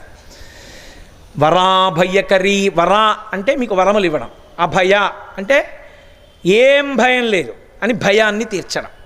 ఈ 2 మన జీవితాన్ని ఎప్పుడు వెంటాడతాయి. భయం దేనికి? ఉన్నది పోతుందేమో. ఇంకో భయం దేనికి? అనుకున్నది రాదేమో. ఈ 2 నువ్వు బెంగెట్టుకోకు, నేనున్నాను అంటే. ఏమండి, అమెరికా అధ్యక్షుడు అవ్వాలని అన్నపూర్ణమ్మ దగ్గరికి వెళ్తే అవుతానా అంటే, వాంఛితార్థప్రదాయిని, నీకు పనికొచ్చేది నీకు ఇస్తుంది. పిల్లాడే 3 పూట్ల నూలుగుండా అన్నం తింటానన్నాడు, వాడికి ఇష్టం. కానీ అమ్మ పెట్టదు. ఆ సీసా దాచేస్తుంది ఎక్కడో. అయిపోయింది, ఎవరికో ఇచ్చేసాను. పొద్దున మీ అక్క స్నేహితులు వచ్చారు, ఎంత బాగుందో ఆంటీ అన్నారు, వడ్డిస్తేను వాళ్ళకి ఇచ్చేసాను. లేదంటుంది. ఏమి చేసిన తల్లి ఎందుకు పెట్టాలనుకుంది? నీకోసమే చేసింది. మరి ఎందుకు పెట్టదు? 3 రోజులకోసారి ఎందుకు వేస్తుంది? ఆవిడికి నీ శరీర తత్వం తెలుసు. 2 పూట్ల నువ్వుల గుండ తింటే వేడి చేసి నీ గొంతు బొంగురిపోతుందని నిన్ను కన్న తల్లికి తెలుసు. ఎక్కడదో కాదా ఉదాహరణ, నా జీవితంలోలే. నాకు అది ఎంతో ఇష్టం. మా అమ్మది పెట్టేది కాదు, ఒక్క పూటే వేసేది. అమ్మా ఇంకోసారి నువ్వుల గుండ వేసుకుంటానమ్మా అంటే, వద్దు నాన్న వేయనది. నేను పేచీ పెడితే పక్కింటి వాళ్ళు అడిగారా, ఇచ్చేసాను, లేకపోతే పెట్టనేమిటిరా అనేది. 3 రోజులు పోయాక అదే అమ్మ సీసా తీసి మళ్ళీ వేసేది. మొదట్లో తెలిసేది కాదు, ఏమిటి అమ్మ టక్కరతనం అనుకునేవాళ్ళం. ఆ తర్వాత అందులో ఎంత ప్రేమ ఉందో తెలిసింది. వేడి పదార్థానికి గొంతు బొంగురిపోతుంది, నాకు దగ్గు వస్తుంది, నా శరీర తత్వంలో ఒక దోషం. అది కన్న తల్లి కాబట్టి ఆవిడికి తెలుసు. ఆవిడ నువ్వులు గుండ పెట్టేది కాదు. వీడు ఏడుస్తున్నాడని పెట్టేసి ఉంటే ఇవాళ నేను ఉపన్యాసాలు చెప్పలేనుగా, ఎప్పుడో పోయి ఉండేది కంఠం. ఆవిడ పెట్టలేదు కాబట్టి ఇవాళ చెప్పగలుగుతున్నాను, ధన్యుణ్ణి కాగలుగుతున్నాను కదూ. అది అమ్మ. నువ్వు కోరుకున్నవన్నీ నీకు ఇవ్వలేదని అమ్మ కాదు అనుకోకు. ఏది ఇస్తే పాడైపోతావో అది ఇవ్వకుండా ఉండడంలో అమ్మతనం ఉంది అని నువ్వు గ్రహించడంలో నీ భక్తి ఉంది కాదు. చిన్నప్పుడు తెలియలేదు, ఇప్పుడు తెలిసిందిగా ఎందుకు పెట్టలేదో అమ్మ. ఆ పరిణితి కలగడం భక్తి. కాబట్టి ఆవిడ వరాభయకరీ సౌందర్యరత్నాకరీ తేల్చేస్తున్నాను. ఎక్కడ మరి ఏం చేయను, ఎక్కడ పూర్తి చేయను. సౌందర్యరత్నాకరీ, ఆమె సౌందర్యమునందు రత్నాకరీ. ఇంకా ఇటువంటిది కాదా తల్లి, సముద్రమే అంత గొప్పది. అంటే వెంటనే మీకు అనుమానం వస్తుంది. అమ్మలో అందం చూస్తే రావణుడు అన్నారుగా, మరి అమ్మ సౌందర్యం అంత గొప్పది అనొచ్చా? తప్పు కదా. మా అమ్మగారు ఇప్పుడు లోకంలో ఒకసారి భార్యని స్వీకరించిన తరువాత ఆయన మనసు ఆమె ఎందే ఉండాలి, కామమునకు సంబంధించినంత వరకు. అంతకన్నా సౌందర్య రాశి లోకంలో లేదు. మా ఆవిడే అందగత్తె. ఏ పురుషుడైనా తన భార్య ఎందు అలాగే అనాలి. అంతేకాని అసలు మా ఆవిడ కన్నా వాళ్ళ ఆవిడ బాగుంటుందనడం దుర్మార్గం. అసలు ఆ పోలిక రాకూడదు. ఎందుకు రాకూడదు అంటే ఆమె నీకు లక్ష్మి, తల్లి. నీ ఇంటి సింహాసనంలో ఉన్నటువంటి అమ్మవారు ఎవరో, నీ పక్కింటి ఇల్లాలు అమ్మవారు నీకు. ఆవిడ నీకు నమస్కార యోగ్యురాలు, ఆవిడ కామాక్షి నీకు. తప్ప ఆవిడ అందం చూడటానికి కాదు నీకు కళ్ళున్నది. అందం చూడటానికి నీ కళ్ళు నీ భార్యకే ఉపయోగపడాలి, నీ భార్య ఎందే. అంతే, అంతవరకే శాస్త్రం. దాటడానికి వీల్లేదు. చెలియలి కట్ట అది దాటి వెళ్ళడానికి వీల్లేదు పురుషుడి యొక్క దృష్టి. అలా దాటేవా శాస్త్ర విరుద్ధం. అలాగే సౌందర్యరత్నాకరీ అంటే అమ్మలో సౌందర్యం చూస్తావా? మరి నా భార్య కన్నా పక్కవాడి భార్య బాగుందన్నమే అంత తప్పైతే మా అమ్మ కన్నా మీ అమ్మ బాగుంటుందనే దరిద్రుడు ఎవరైనా ఉంటాడా లోకంలో? ఉండడు. 80 ఏళ్ళు రానివ్వండి, 90 ఏళ్ళు రానివ్వండి, 100 ఏళ్ళు రానివ్వండి, అమ్మ కొడుకు అంటే అంతే ఆ సంబంధం. అమ్మా కొడుకే కాదు, కూతురు తల్లి అంతే ఆ సంబంధం. అమ్మ అందం కాదు. 96 ఏళ్ళు వచ్చేసాయి అమ్మకి. అమ్మ చర్మం ఇలా ముడతలు పడిపోయింది. ఆ ముడతలు ఇలా విప్పితే, పువ్వుని విప్పినట్టు ఇలా విప్పితే ఈ ముడతలన్నీ ఇటువైపు కెరటాల్లా ఇటువైపు కెరటాల్లా ఇటు వెళ్ళిపోతే మెత్తగా అయిపోయి నల్లగా నీలంగా నరం కనపడుతూ ఉంటుంది. ఇలా అంటే అమ్మ ఇలా కింద వేలాడుతుంటుంది ఆవు గంగడోల్లా. ఈ కంఠం దగ్గర చర్మం అంతా ముద్దగా ఇలా వచ్చేసింది. ఈ కంటి పైభాగం గుడ్డు మీదకి ఇలా కిందకి వాలిపోయింది. నుదురంతా ముడతలు. వెళ్ళి కూర్చుని ఆ ముడతలతో ఉన్న అమ్మ చెయ్యి పట్టుకుని ఇలా తొడ మీద పెట్టుకుని అమ్మ అంటే ఎంత సంతోషం మా అమ్మ అని. ఆ అమ్మకి 96 ఏళ్ళు రానివ్వండి. నేను చూశా ఒక ఇంట్లో రాత్రి 9:30కు వచ్చాడు పిల్లాడు. నేను వెళ్ళాను వాడితోటి మా స్నేహితుడింటికి. ఆవిడ పడుకున్నారు, పెద్ద ఆవిడ పడుకుంటే వీడు వెళ్ళి భార్య అన్నం పెట్టింది. వీడికి సహించలేదు, అప్పటికి బాగా భోజనం వేళ దాటిపోయింది. వీడు గబగబా తినేశాడు. ఆవిడ ఇలా తల మించి ముసుగు తీసింది. ఏం నాన్న అంత తక్కువ తిన్నావు? ఇలా రాత్రి లేటుగా వచ్చి ఇలా తింటే నీ ఆరోగ్యం ఏమైపోతుందిరా? నాకు అన్నం సహించట్లేదురా, వేళ పట్టుని తినరా అంది ఆవిడ. నేను ఉలిక్కి పడ్డాను. ఇలా కప్పు పడుకున్న ఆవిడ వీడు వాష్ బేసిన్ దగ్గర చేతి చప్పుడికి తీసి నువ్వు అన్నం సరిగ్గా తినలేదని చెప్పింది ఆవిడ. అమ్మ ఒక్కతే అలా అనగలదు. అమ్మ కడుపు తడుగుతుంది.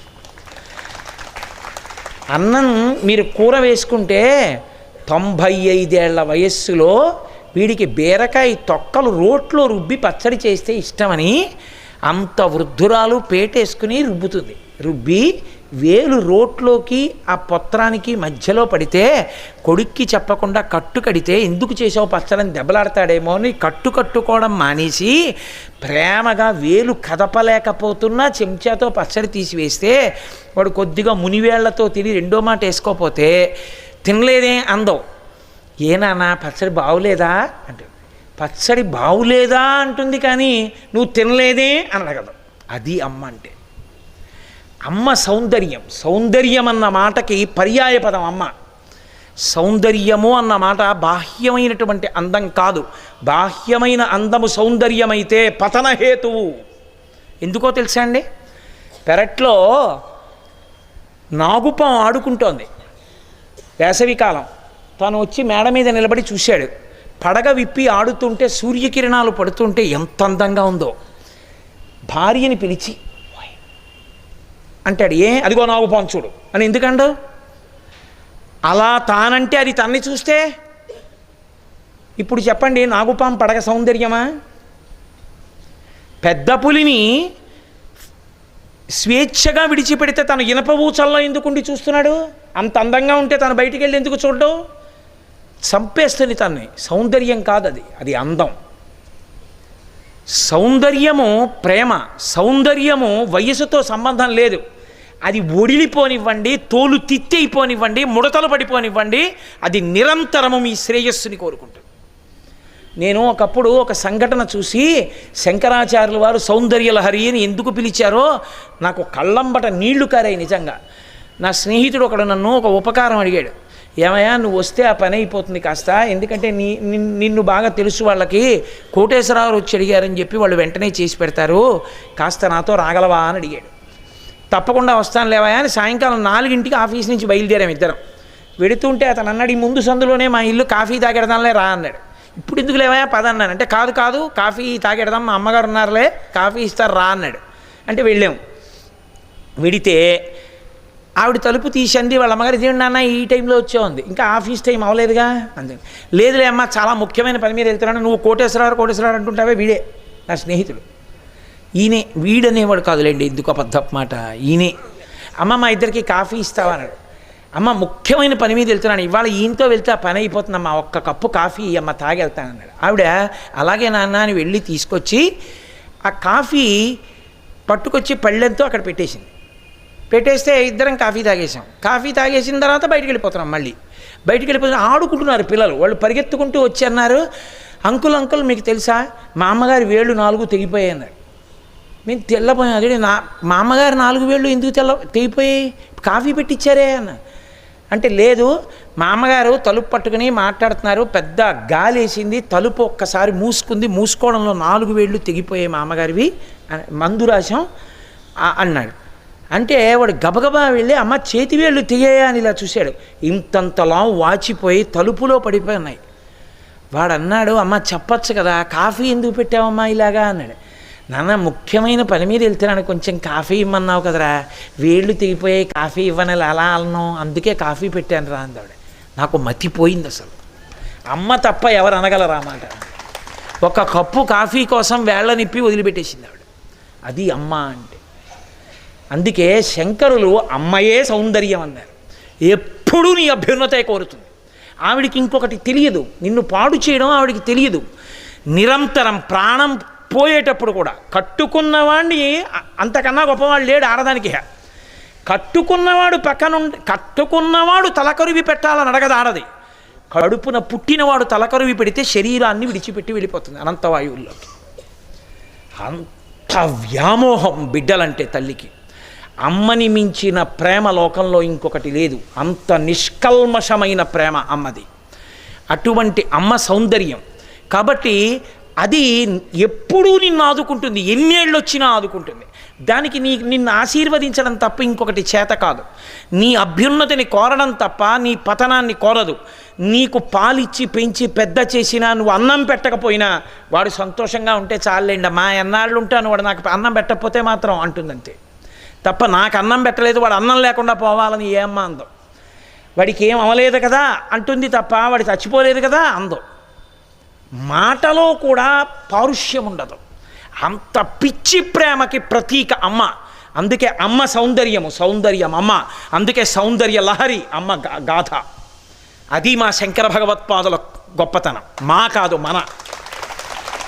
ఒక పేరు పెట్టారంటే శంకరులు అలా ఉంటుంది. అది శివానంద లహరి అంటే ఇది మాతా సౌందర్య లహరి అనలేదు ఆయన, అది శివానంద లహరి. అమ్మయే సౌందర్యం, ఇంకా పల్లి పక్కన మాత ఎందుకు? అందుకని సౌందర్య లహరి అంతే. శంకరులు ఎంత అనుభవించారో చూడండి అమ్మ ప్రేమని. సన్యాసి అయినా అమ్మకంత పెద్దపీట వేశారు. అమ్మని తక్కువ చేసి చూడడం ఈ జాతిలో ఎప్పుడూ లేదు. అంత గొప్పది. అందుకే మొట్టమొదటి గురువు కూడా ఆవిడే. మాతృదేవో భవ. అమ్మా నువ్వు అటువంటి దానివి, అమ్మలకి అమ్మవి. ఈ శరీరానికి అమ్మ ఒక్కతుంది. కోట్ల జన్మలలో కోట్ల అమ్మలు ఉన్నారు. కానీ ఎప్పటికీ నేను ఏ రూపంలో ఉన్నా, క్రిమిగా ఉన్నా, కీటకంగా ఉన్నా, జంతువుగా ఉన్నా, మనిషిగా ఉన్నా, దేవతగా ఉన్నా, అమ్మా నాకు అమ్మవి నువ్వే. కాబట్టి సౌందర్య రత్న కలి నిర్ధూత కిల ఘోర పాపనికరి. ఘోరపావనకరి అని తప్పు చదివేస్తున్నారు. ఇవాళ ప్రింట్లన్నీ అలా పడిపోతున్నాయి, తప్పది. ఘోర పాపనికరి కాశీపురాధీశ్వరి నిర్ధూతాకిల ఘోర పాపనికరి. భయంకరమైనటువంటి పాపములు చేసిన వాడి పాపములను కూడా కడిగేస్తావమ్మా. వాత్సల్యం అమ్మ నీది. అందుకే ఈశానాం జగతోస్య వెంకటపతేర్ విష్ణోః పరాం ప్రేయసీం తద్వక్షస్థల నిత్యమాస రసికాం తక్షాంతి సంవర్ధినీం. తల్లి నువ్వు వాత్సల్య స్వరూపానివి. నీకు అయ్యో వీడి పాపములను కడగడమా అని ఆలోచించవు. నీ కాళ్ళు పట్టుకుంటే పాపాలు కడిగేస్తావు. ఎంత నచ్చ చెప్పిందండి సీతమ్మగా రావణుడికి. ఒరే మనసు మార్చుకోరా, మనసు మార్చుకోరా. అన్ని తప్పు మాటలు మాట్లాడుతున్నా వాడు చచ్చిపోవడం ఆవిడికి ఇష్టం లేదు. ఆవిడ మాతృస్వరూపం అంటే సుందరకాండ యందు అమ్మ సౌందర్యము అభివ్యక్తమైంది కాబట్టి సుందరకాండది. అసలు సుందరకాండని ఆ కోణంలో మీరు విన్నారనుకోండి, అసలు ఒక కొత్త సుందరకాండ బయటకు వస్తుంది. అందులోంచి సీతమ్మలో ఉన్న పరదేవత మీకు ఆవిష్కృతమవుతుంది. కాబట్టి అదిగో ఆ తల్లి ఉన్నదే ఆమె అన్నపూర్ణ. ఇక నేను అష్టకం అంతా ఎప్పటికీ చెప్తాను, నా మొహం అది అయ్యే పనే. కాబట్టి ఏకశబ్ద సమ్యజ్ఞాత సృష్టప్రయుక్త స్వర్గే లోకే కామదుగ్భవతి. మీతో మనవి చేశాను కదా, ఏదో ఒక్క మాట అంటాం అంతే. కాబట్టి నిత్యానందకరీ వరాభయకరీ సౌందర్యరత్నాకరీ నిర్ధూతాకిల ఘోర పాపనికరీ ప్రత్యక్ష మాహేశ్వరి ప్రాళీయాచల వంశపావనకరీ కాశీపురాధీశ్వరి భిక్షాం దేహి కృపావలంబనకరీ మాతా అన్నపూర్ణేశ్వరి. అమ్మా లోకంలో యంత్రాలు చాలా తేగలం, ఫ్యాక్టరీలు చాలా పెట్టగలం, కాటన్ అండ్ టెక్స్టైల్ మిల్స్ ఎన్నైనా పెట్టగలం. ముడిసరుకు పత్తి రావాలంటే మాత్రం నీ అనుగ్రహం వర్షం కారణం. ఆ వర్షాన్ని తేలేంగా, అది నీ చేతిలో ఉందమ్మా. పంట పండించగలమేమో, వరదలు రాకుండా అకాలంగా ఈశాన్య ఋతుపవనాలు రాకుండా మేము అడ్డుకోలేంగా. నువ్వు ఆ అన్నం మాలోకి వెళ్ళేటట్టు చెయ్యగలిగిన దానివి. అమ్మా మా యందు ధర్మము నిలబడితే మాకు అన్నం పెడతావు. కాబట్టి తల్లి మా పాపములను కడిగేసేయి. కడిగి మమ్మల్ని భగవంతుని వైపుకి ఆభిముఖ్యం చేకూర్చు. ఏ అన్నం నేను తింటున్నానో ఆ అన్నము నా శరీరములో శక్తిగా మారి అది భగవత్ సేవకు ఉపయోగపడేటట్టు నా మనసు పరిపుష్టమయ్యేటట్టు చేయి. అంతేకాని ఈ అన్నం తిని ఈ శక్తితో పాడు పనులు చేయకుండా నువ్వు కాపాడమ్మా నన్ను. అందుకే అన్నపూర్ణని పూజించకుండా అన్నం తిన్నవాడు భ్రష్టుడవుతూ ఉంటాడు. అమ్మకి చెప్పుకుని అన్నం తినాలి. అందున కాశీపట్టణానికి వచ్చి అన్నపూర్ణాష్టకమే చదవకుండా అన్నం తింటే అంతకన్నా అన్యాయం లోకంలో ఇంకోటి ఉంటుందా? అందుకే కదూ మనం ప్రతిరోజు చక్కగా భోజనాలు చేసే ముందు ఇవాళ చాలా ఎద్దడైపోయిందని కనీసంలో కనీసం మీరు చదివిన పుణ్యంతోనే తినాలని నేను ఇక్కడ అన్నపూర్ణాష్టకం పెట్టుకుని కూర్చుని అది నేను చదువుతూ కూర్చున్నాను. మీరు గబగబా వేళ దాటిపోయింది, మీరు అన్నం తినే ముందు గోవిందనామం ఒకటే చెప్పించి ప్రారంభింపచేద్దాం, నేను చదువుదాం. గురువుగారు అని నన్ను పిలవడం ఎందుకు? ఇంకా నేను ఆ పని చేయకపోతే అందుకే వెళ్లే ముందు మళ్ళీ అన్నపూర్ణాష్టకం పట్టుకుని వెళ్ళాను నాతోటి. కనీసం అది అక్కడ పెట్టైనా అన్నం తినాలి. కాబట్టి అన్నపూర్ణ అంటే అంత గొప్ప తల్లి. అయితే గొప్పతనం ఎక్కడుందో తెలుసా అండి? శంకర భగవత్పాదులది. మహానుభావుడండి, ప్రాతస్మరణీయులు. ఆయన అన్నారు, అమ్మా అన్నం పెట్టు అన్న మాటలో ఒక స్వార్థం ఒకటి ఉంటుంది. వాణ్ణి తోసి వీడు వచ్చేస్తాడు విస్తరి దగ్గరికి గబుక్కుని, ఎందుకంటే వాడి ఆకలి, పక్కవాడి ఆకలి అటువంటిదే. అన్నా ఉండలేకపోయానండి అంటాడు, వచ్చేస్తాడు. పక్కవాడి గురించి ఆలోచించగలిగినంత ఔదార్యం ఏమి ఉండదు. పెద్దవారు కదా, ఆయన్ని ముందు తిని మనం తర్వాత తిందాం అంటాడేంటి? ఏమీ అండవు, తోసుకొచ్చేస్తాడు అంతే. కాబట్టి ఒక ఇబ్బంది ఒకటి ఉంది. ఈ అన్నం తినేటప్పుడు స్వార్థం, తిన్నాక స్వార్థం. ఇక అన్నం తినడం మానేసి శరీరం పడిపోయాకే ఇంక ఏ అల్లరి లేకుండా ఉండడం. అలా ఉండకూడదమ్మా. నాకమ్మా ఈ అన్నం తిన్నందుకు ఈ శరీరంతో నేనేం సాధించాలో తెలుసా? నీ అనుగ్రహ సాధనమునకు ఇది ఉపకరణం కావాలి. అందుకనమ్మా అన్నం పెట్టేయడం నేను అడగట్లేదు. అన్నం పెట్టి దాంతోపాటు ఏమిస్తావో తెలుసా? జ్ఞాన వైరాగ్య సిద్ధ్యర్థం భిక్షాం దేహి చ పార్వతీ. 10 మందికి పెట్టడం నేర్చుకునే గుణం కావాలి, త్యాగం చెయ్యగలిగిన గుణం కావాలి, నలుగురికి పెట్టి తాను తినగలగడం చేత కావాలి, ప్రేమగా కడుపు నిండా తినండి అని మనసారా అనగలిగినటువంటి ఆర్ద్రత నాకు కావాలి. అమ్మ నాకు అటువంటి తాపత్రయం ఇవ్వవా? కాబట్టి జ్ఞాన వైరాగ్య సిద్ధ్యర్థం, స్వార్థాన్ని విడిచిపెట్టి జ్ఞానము వైరాగ్యము భక్తి నాకు పరిపుష్టము కావాలి. అది ఈ అన్నం తిన్నందుకు అన్న పరిణామమైనటువంటి ఈ శరీరము యొక్క సాధనకి ఉపకరణంగా నేను పొందవలసినటువంటి భాగ్యం. కాబట్టి జ్ఞాన వైరాగ్య సిద్ధ్యర్థం భిక్షాం దేహి చ పార్వతీ. శంకరాచార్యుల వారి యొక్క మహా ఔదార్యం ఎక్కడుందో తెలుసా అండి? నాకు అన్నం పెట్టని శంకరులు అడగలేదు. ఎవరైనా ఏమడుగుతారంటే అన్నం విషయంలో నాకు పెట్టని అడుగుతారు. అమ్మ ఆకలేస్తోంది అన్నం పెట్టంటారు. శంకరులు ఒక్కరే మినహాయింపు. అమ్మ నాకు అన్నం పెట్టనలేదు. అమ్మకి అందరూ పిల్లలైనా ఆకలేసి అమ్మ దగ్గరికి వెళ్ళినప్పుడు ఏమంటారంటే, అమ్మ ఆకలేసేస్తోందమ్మా నాకు అన్నం పెట్టమ్మా అంటారు. తమ్ముడికి ఆకలేస్తోంది, అన్నయ్యకి ఆకలేస్తోంది, చెల్లెలకి ఆకలేస్తోంది, అక్కయ్యకి ఆకలేస్తోంది అని తెలుసు. అయినా అమ్మ ఆకలేస్తోంది మా అందరికీ అన్నం పెట్టమ్మా అనరు. అమ్మ ఆకలేస్తోంది నాకు అన్నం పెట్టమ్మా అంటాడు. ఆ చివరి నుంచి మొదలెట్టింది అనుకోండి, అమ్మ ఆకలేసేస్తోంది ఇక్కడ ఇయ్యమ్మా ముందు అంటాడు. నాకు అంటాడు. శంకరులు అన్నారు, ప్రార్థనలోనే ఆయన గొప్పతనం చూడండి. మాతా చ పార్వతీదేవి పితాదేవో మహేశ్వర. మాకు అన్నం పెట్టే అమ్మ ఎవరో తెలుసా? పార్వతీదేవి. మా నాన్నగారు ఎవరో తెలుసా?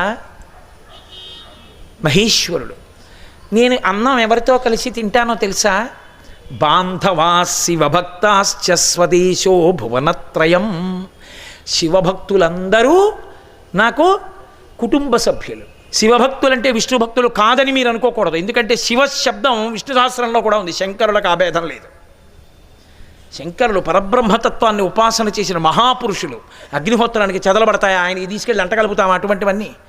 కాబట్టి ఆయన స్వదేశో భువనత్రయం. అమ్మ ఈ 3 లోకాలు నా ఇల్లు అంటే ఇప్పుడు అన్నం ఎవరికి కావాలంటున్నారు ఆయన? నాకొక్కడికే కాదు, 3 లోకాలకు అన్నం పెట్టమ్మా అన్నారు. ఇందులో ఎవరికి? మాతా చ పార్వతీదేవి పితాదేవో మహేశ్వర. అమ్మ మాకు పార్వతి అయితే ఆ బ్రహ్మకీట జనని, ఆవిడ క్రిమికీటకాదులకు కూడా తల్లి. అమ్మ అన్నం మాకే కాదు, శం చతుష్పదే 4 కాళ్ళు ఉన్నవి, పురుగులు, నీళ్లలో ఉన్నవి అన్నిటికీ అన్నం దొరకాలి. నేను ఇవాళ మణికర్ణిక స్నానం చేసి వచ్చేస్తున్నాను పడవలో. అక్కడి నుంచి ఇక్కడికి వచ్చే లోపల ఆకలికి తట్టుకోలేరని అన్నపూర్ణ తత్వంతో మా గోపాలకృష్ణ గారు ఏవో పుణుకులు పెట్టారు. ఆ పుణుకులు తింటూ వస్తుంటే నాకు అకస్మాత్తుగా ఇది గుర్తొచ్చింది. పితాదేవో మహేశ్వర బాంధవా శివభక్తాశ్చ స్వదేశో భువనత్రయం. అక్కడ పక్షులు నీటి మీద వాలి ఉన్నాయి ఆహార సేకరణ కోసం. ఇంతమందిని తింటుంటే ఎగురుతున్న అవి తింటున్న మనని చూసి ఏమనుకుంటాయి? వీళ్ళందరూ అసలు వీళ్ళు ప్రయాణం చెయ్యవలసింది కాదు నీరు, కానీ ఇందులో విడుతూ కూడా మనుష్యులు కాబట్టి ఆహారం తెచ్చుకు తింటున్నారు. మన ప్రారంధము ఇలా వాలి ఉన్నా ఇంకా కడుపు నిండలేదనుకుంటాయి కదూ. శంకరులు 3 లోకములు కడుపు నిండాలన్నారే, ఈ గంగలో నేను ఒక్కడనే ఎలా తింటానని గుర్తొచ్చి ఆఖరి పుణుకు నీటిలో పడేశాను. జలచరములు తినాలని ముందు గుర్తొస్తే 2 పుణుకులు ఎద్దునేమో. కాబట్టి శంకరుల ఔదార్యం చూడండి. అసలు ప్రార్థిస్తూనే అమ్మా స్వదేశో భువనత్రయం అంటే నాకు అన్నం పెట్టని అడగలేదు శంకరులు, 3 లోకములకు అన్నం పెట్టని అడిగారు. అది జాతి గొప్పతనం. మా ప్రసాదం తిన్నవాడే మా భక్తుడని వాళ్ళు అనరు. అందరూ బాగుండాలి. లోకా సమస్తా సుఖినో భవంతు, అన్ని లోకములు బాగుండాలన్న ఉదార చరితము సనాతన ధర్మము యొక్క గొప్పతనం. దానికి వారసులమ్మ. అది శంకర భగవత్పాదుల యొక్క గొప్పతనం అంటే. కాబట్టి స్వదేశో భువనత్రయం అని అన్నపూర్ణాష్టకాన్ని పూర్తి చేస్తారు. అందుకే ఇప్పటికీ కేరళలో చెరుక్కుట్టమని ఒక గొప్ప అన్నపూర్ణేశ్వరి దేవాలయం ఉన్నటువంటి ప్రాంగణం. అక్కడ దొంగలు, నేరాలు చేసిన వాళ్ళు దేవాలయ ప్రాంగణంలోకి వచ్చి అన్నం తినడానికి భయపడతారేమోనని వాళ్ళ కోసం బాగా చీకటి పడిపోయిన తర్వాత అందరికీ వడ్డించే పదార్థాలు గంపలతో తీసుకెళ్ళి అడవిలో పెడతారు. పెడితే దొంగలు ఊళ్ళోకి వస్తే గుర్తుపడతారని భయం ఉన్నవాళ్ళు అడవిలో ఆ బుట్టల్లో పెట్టినటువంటి అన్నం తిని ప్రాణం నిలబెట్టుకుంటారు. వాళ్ళు బిడ్డలేగా అమ్మకి. అన్నపూర్ణ పెట్టొద్దని ఎందుకంది శంకరులు అన్నారా? ఎవరైనా సరే తిని బతకాలి. తర్వాత వాడు తప్పు చేస్తే పట్టుకోవలసిన వాళ్ళు వేరొకరు ఉన్నారు, వాళ్ళు శిక్షిస్తారు. పెట్టడం అన్నపూర్ణమ్మ పెట్టేస్తుందంతే. అసలు నిజమేమిటో తెలుసా? ఎవడు దారి తప్పి దొంగతనాలు చేసే కొడుకున్నాడో వాడి కోసమే రాత్రి తెలివిగా ఉండన్నం పెడుతుంది. తండ్రి కొడతాడేమోనని పాలు తోడు పెట్టడం మర్చిపోయాను, కాచడమే మర్చిపోయాను చూసారా ఇవ్వాలని చెప్పి వచ్చి తోడు పెట్టేసింది ఆవిడ. వంటింట్లో నిలబడుతుంది. నిలబడి కిటికీలోంచి చూస్తుంటే లోపలికి రావడానికి మార్గం లేక నిలబడిన కొడుకుని చూసి తలుపు తీసి లోపలికి పిలిచి చప్పుడు అవ్వకుండా కంచం పెట్టి అన్నం పెట్టి వాడు పెరుగన్నంలోకి వచ్చాక కళ్ళమ్మట నీళ్లు పెట్టుకుని ఏడుస్తుంది. మీ నాన్న ఎంత బాధపడుతున్నారో, ఇదేం ప్రారంధం రా నాకు నీలాంటి కొడుకుని. వాడు అన్నం తినే వరకు ఏడవరు, తను ఏడిస్తే అన్నం తినకుండా వెళ్ళిపోతాడేమో. అది అమ్మ అంటే. అమ్మ పరదేవత అండి. అమ్మ ఉన్నవాడు భాగ్యవంతుడు. అమ్మ కన్నా పరదేవత లోకంలో ఇంకొకటి లేదు. అమ్మ ఉంటే అమ్మ కాళ్ళకి ఎవడు నమస్కారం పెడుతున్నాడో వాడంత ఐశ్వర్యవంతుడు నాకు తెలిసి ఇంకొకడు లేడు. మీరు నన్ను నమ్మండి, నమ్మకపోండి, ఒక్కొక్కసారి నాకు చాలా బెంగొస్తుంటుంది. మళ్ళీ నేను ఇంకొక శరీరంలోకి వచ్చేంత వరకు నాకు అమ్మ అని పిలవడానికి అమ్మ లేదే అని గుర్తొస్తే, అమ్మ అమ్మే, అమ్మకి ప్రత్యామ్నాయము లేదు. అమ్మలాంటి ప్రేమ, అమ్మలాంటి వ్యక్తికి జీవితంలో దొరకదు. ఒక్క అమ్మకి మాత్రం ఇక మినహాయింపు లేదు. అందుకే శంకర భగవత్పాదులు అన్నపూర్ణాష్టకాన్ని చేస్తే అంత అమృత భాండం లాంటి అన్నపూర్ణాష్టకాన్ని చేశారు. అమ్మ అన్నం పెట్టడమే కాదు, కదలికలను కూడా ఈశ్వరుడి వైపుకి తిప్పి నిరంతర రక్షణ చెయ్యగలదు. ఇక్కడే జరిగింది, ఎక్కడో కాదు. భాస్కరరాయల వారు లలితా సహస్రనామ స్తోత్రానికి వ్యాఖ్యానం చేద్దామని ఆయన అనుకోలేదు. అమ్మవారు వచ్చి చెప్పింది నువ్వు వ్యాఖ్యానం చెయ్యని. ఆయన అన్నారు రుణగ్రస్తుడు చేయకూడదు, నాకు అప్పు ఉంది కాబట్టి నేను చేయనన్నారు. మరునాడు ఆయన సంధ్యావందనం చేసుకోవడానికి వెళ్ళి కూర్చుంటే ఎదురుగుండా పూజామంటపం సింహాసనం కింద ఈయన వ్రాసి ఇచ్చినటువంటి అప్పు పుచ్చుకున్న కాగితాన్ని అమ్మవారు కట్టేసి తెచ్చి అక్కడ పెట్టింది. రుణం తీరిపోయిందిగా వ్రాయమని. అప్పుడు భాష్యం చేశారు ఆయన. భాష్యం చేస్తే అక్కర్లేనటువంటి పాండిత్యం అని ఒకటి ఉంటుంది లోకంలో. దుస్తర్కాస్తు విరంయతాం అంటారు శంకరాచార్యుల వారు. ఓ పనికొచ్చే పని ఒకడు చేద్దామనుకుంటే దానికేవో రంధ్రాలు వెతికే దిక్కుమాలిన పాండిత్యంతో ఉంటారు కొంతమంది. జ్ఞాన కలునిలోని శారదయువోలే పోతన గారు అంటారు. అలా అటువంటి పాండిత్యం వద్దని చెప్పారు శంకరాచార్యుల వారు. దుస్తర్కం చెయ్యొద్దు, మంచి పనిని సమర్థించంతే.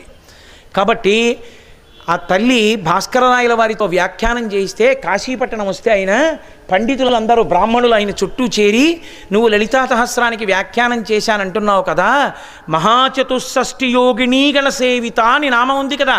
64 కోట్ల మంది అమ్మవారిని సేవిస్తూ ఉంటారు. ఏది ఆ 64 కోట్ల మంది ఎవరో నాకు చెప్పని అడిగారు. ఆయన అన్నారు సాయంకాలం సంధ్యావందనం చేసుకొని రండి, గంగానది ఇసుక తిన్నె మీద కూర్చోండి మీకు చూపిస్తానన్నారు. ఆయన ఎలా చూపిస్తారు? పరదేవతని ప్రార్థించారు. అమ్మా 64 కోట్ల మంది పేర్లు కావాలట, నాకు తెలుసా నీకు తెలుసా, నిన్ను సేవించేవాళ్ళు, నువ్వు వాళ్ళకి చెప్పించమ్మా అన్నారు. వాళ్ళందరూ సాయంకాలం సంధ్యావందనం చేసుకొచ్చి కూర్చున్నారు బ్రాహ్మణులు. పిలిచారు, వచ్చారు భాస్కరరాయల వారు. ఏది చెప్తానన్నావుగా చెప్పు, 64 కోట్ల మంది పేర్లు చరిత్రలో అన్నారు. ఆయన కళ్ళు మూసుకుని అమ్మవారిని ప్రార్థన చేశారు, అంతే. ఇదే పట్టణంలో అదే గంగా నది మీద ఆకాశంలో 64 కోట్ల మంది యోగినులు నిలబడి తమ చరిత్రలు తాము చెప్పుకున్నారు. చెప్పుకుంటే బ్రాహ్మణులు తెల్లబోయి పరిగెత్తారు. కుంకుమానంద స్వామి వారిని ఒక మహానుభావుడు ఆయన దగ్గరికి వెళ్ళారు. వెళ్ళయ్య బాబోయ్ 64 కోట్ల మంది యోగినులు ఆకాశంలో నిలబడ్డారు కాశీలో తమ చరిత్ర చెప్తూ. ఎవరి భాస్కరరాయలు అన్నారు. పిచ్చి వాళ్ళలారా, భాస్కరరాయలే లలితాపరా భట్టారిక. ఉపాసన చేత ఆ రూపాన్ని పొందాడు. రెండని గంగలో చెయ్యి పెట్టి కళ్ళు తుడిచి పంపించారు. వచ్చి చూస్తే భాస్కరరాయల వారిలో లలిత అమ్మవారు కనబడ్డారు. అది ఆ అమ్మ. అమ్మ అమ్మే. కాబట్టి అబ్బో ఇలా చెప్తే ఇంక నా మొహం ఏమిటి పూర్తి చేస్తాను నేను, ఆరైపోయింది.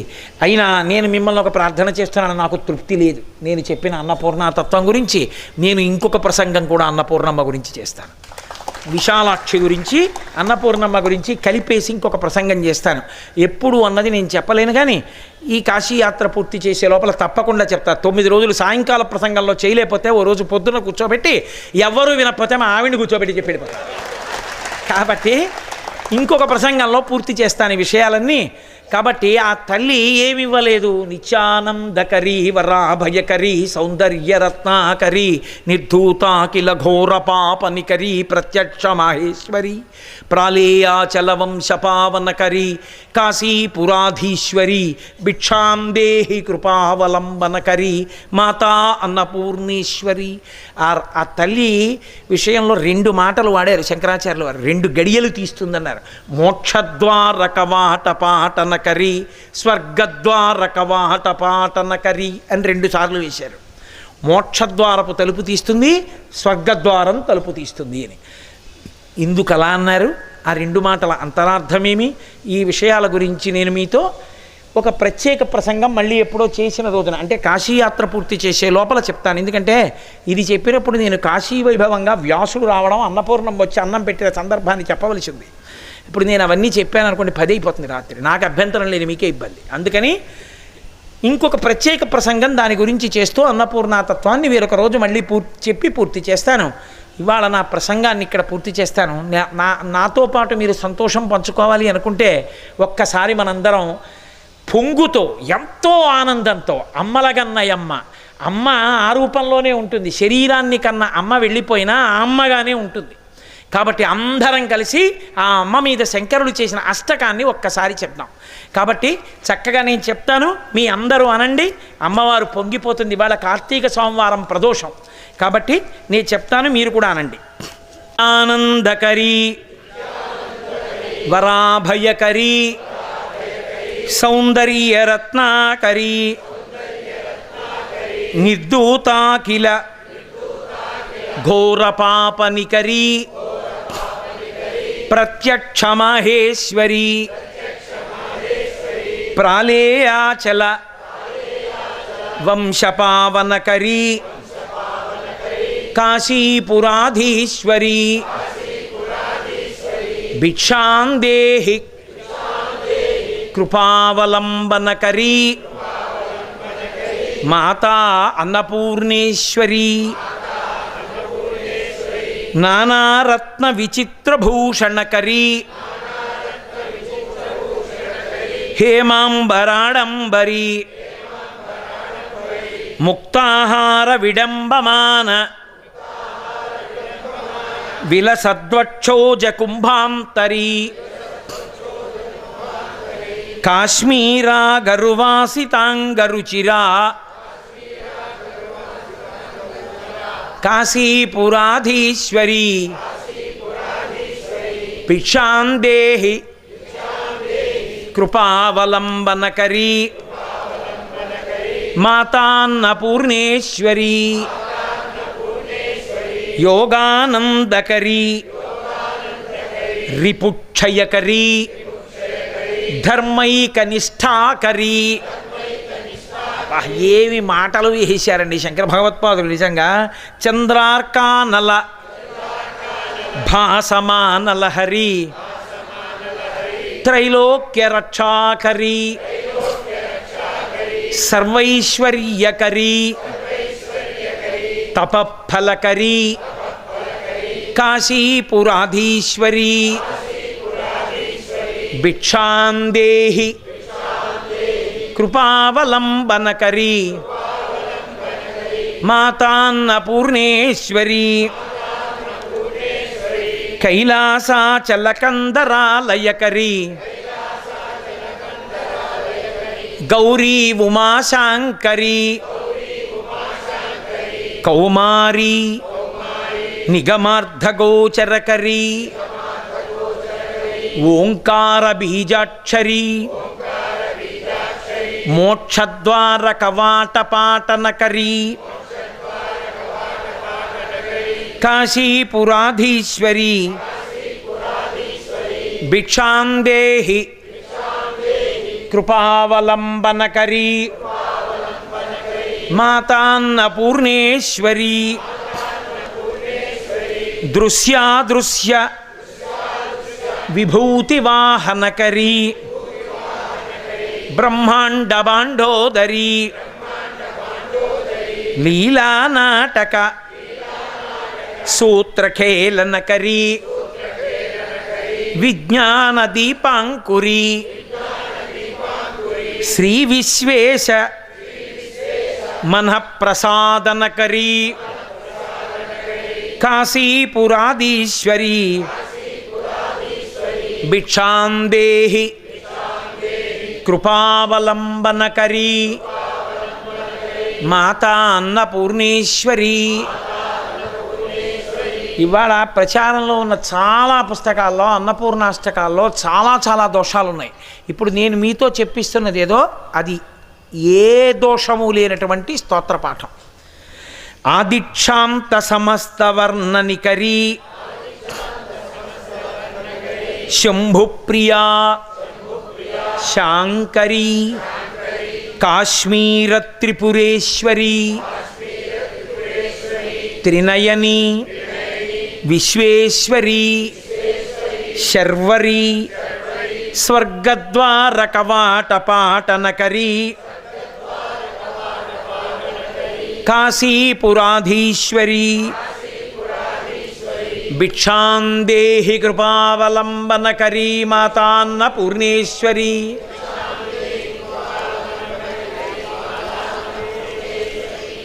ఉర్వీ సర్వజనేశ్వరీ జయకరీ మాతా కృపాసాగరీ నారీ నీలసమానకుంతలధరీ నిత్యాన్నదానేశ్వరీ సాక్షాన్మోక్షకరీ సదాశుభకరీ కాశీపురాధీశ్వరీ భిక్షాందేహి కృపావలంబనకరీ మాతాన్నపూర్ణేశ్వరీ.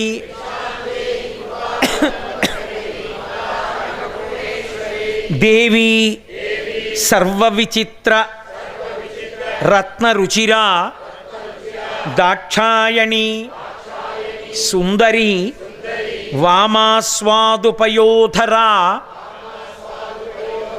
ప్రియకరీ సౌభాగ్యమాహేశ్వరీ భక్తాభీష్టకరీ సదాశుభకరీ కాశీపురాధీశ్వరీ భిక్షాందేహి కృపావలంబనకరీ మాతాన్నపూర్ణేశ్వరీ.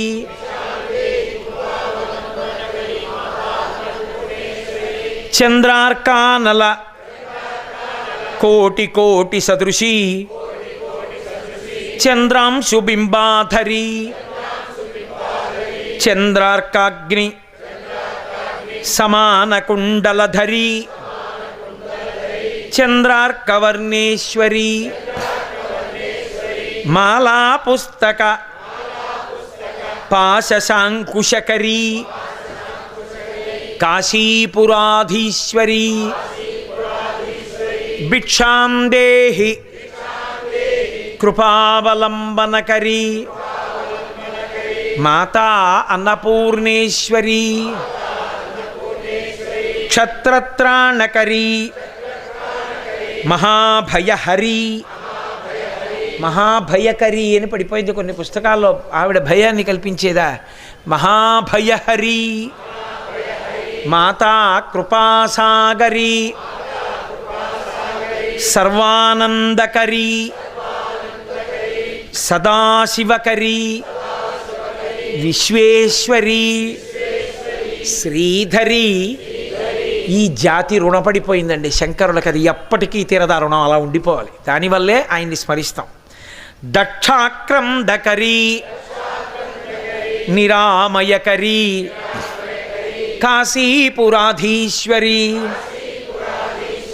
భిక్షాందేహి కృపావలంబనకరీ మాతాన్నపూర్ణేశ్వరీ. ఎంత నా మీద ఎంత వాత్సల్యమో శంకరులకి. ఇంత పెద్ద ప్రాంగణంలో నాకిచ్చిన గదిలో నేను ఏ గుమ్మంలోంచి గదిలోకి వెడతానో ఆ గుమ్మం మీద శంకర భగవత్పాదులే ఉన్నారు. మురిసిపోయా చూడగానే ఆయన పాదముల కింద నుంచి దూరి బయటకు వస్తుంటాను రోజు అని.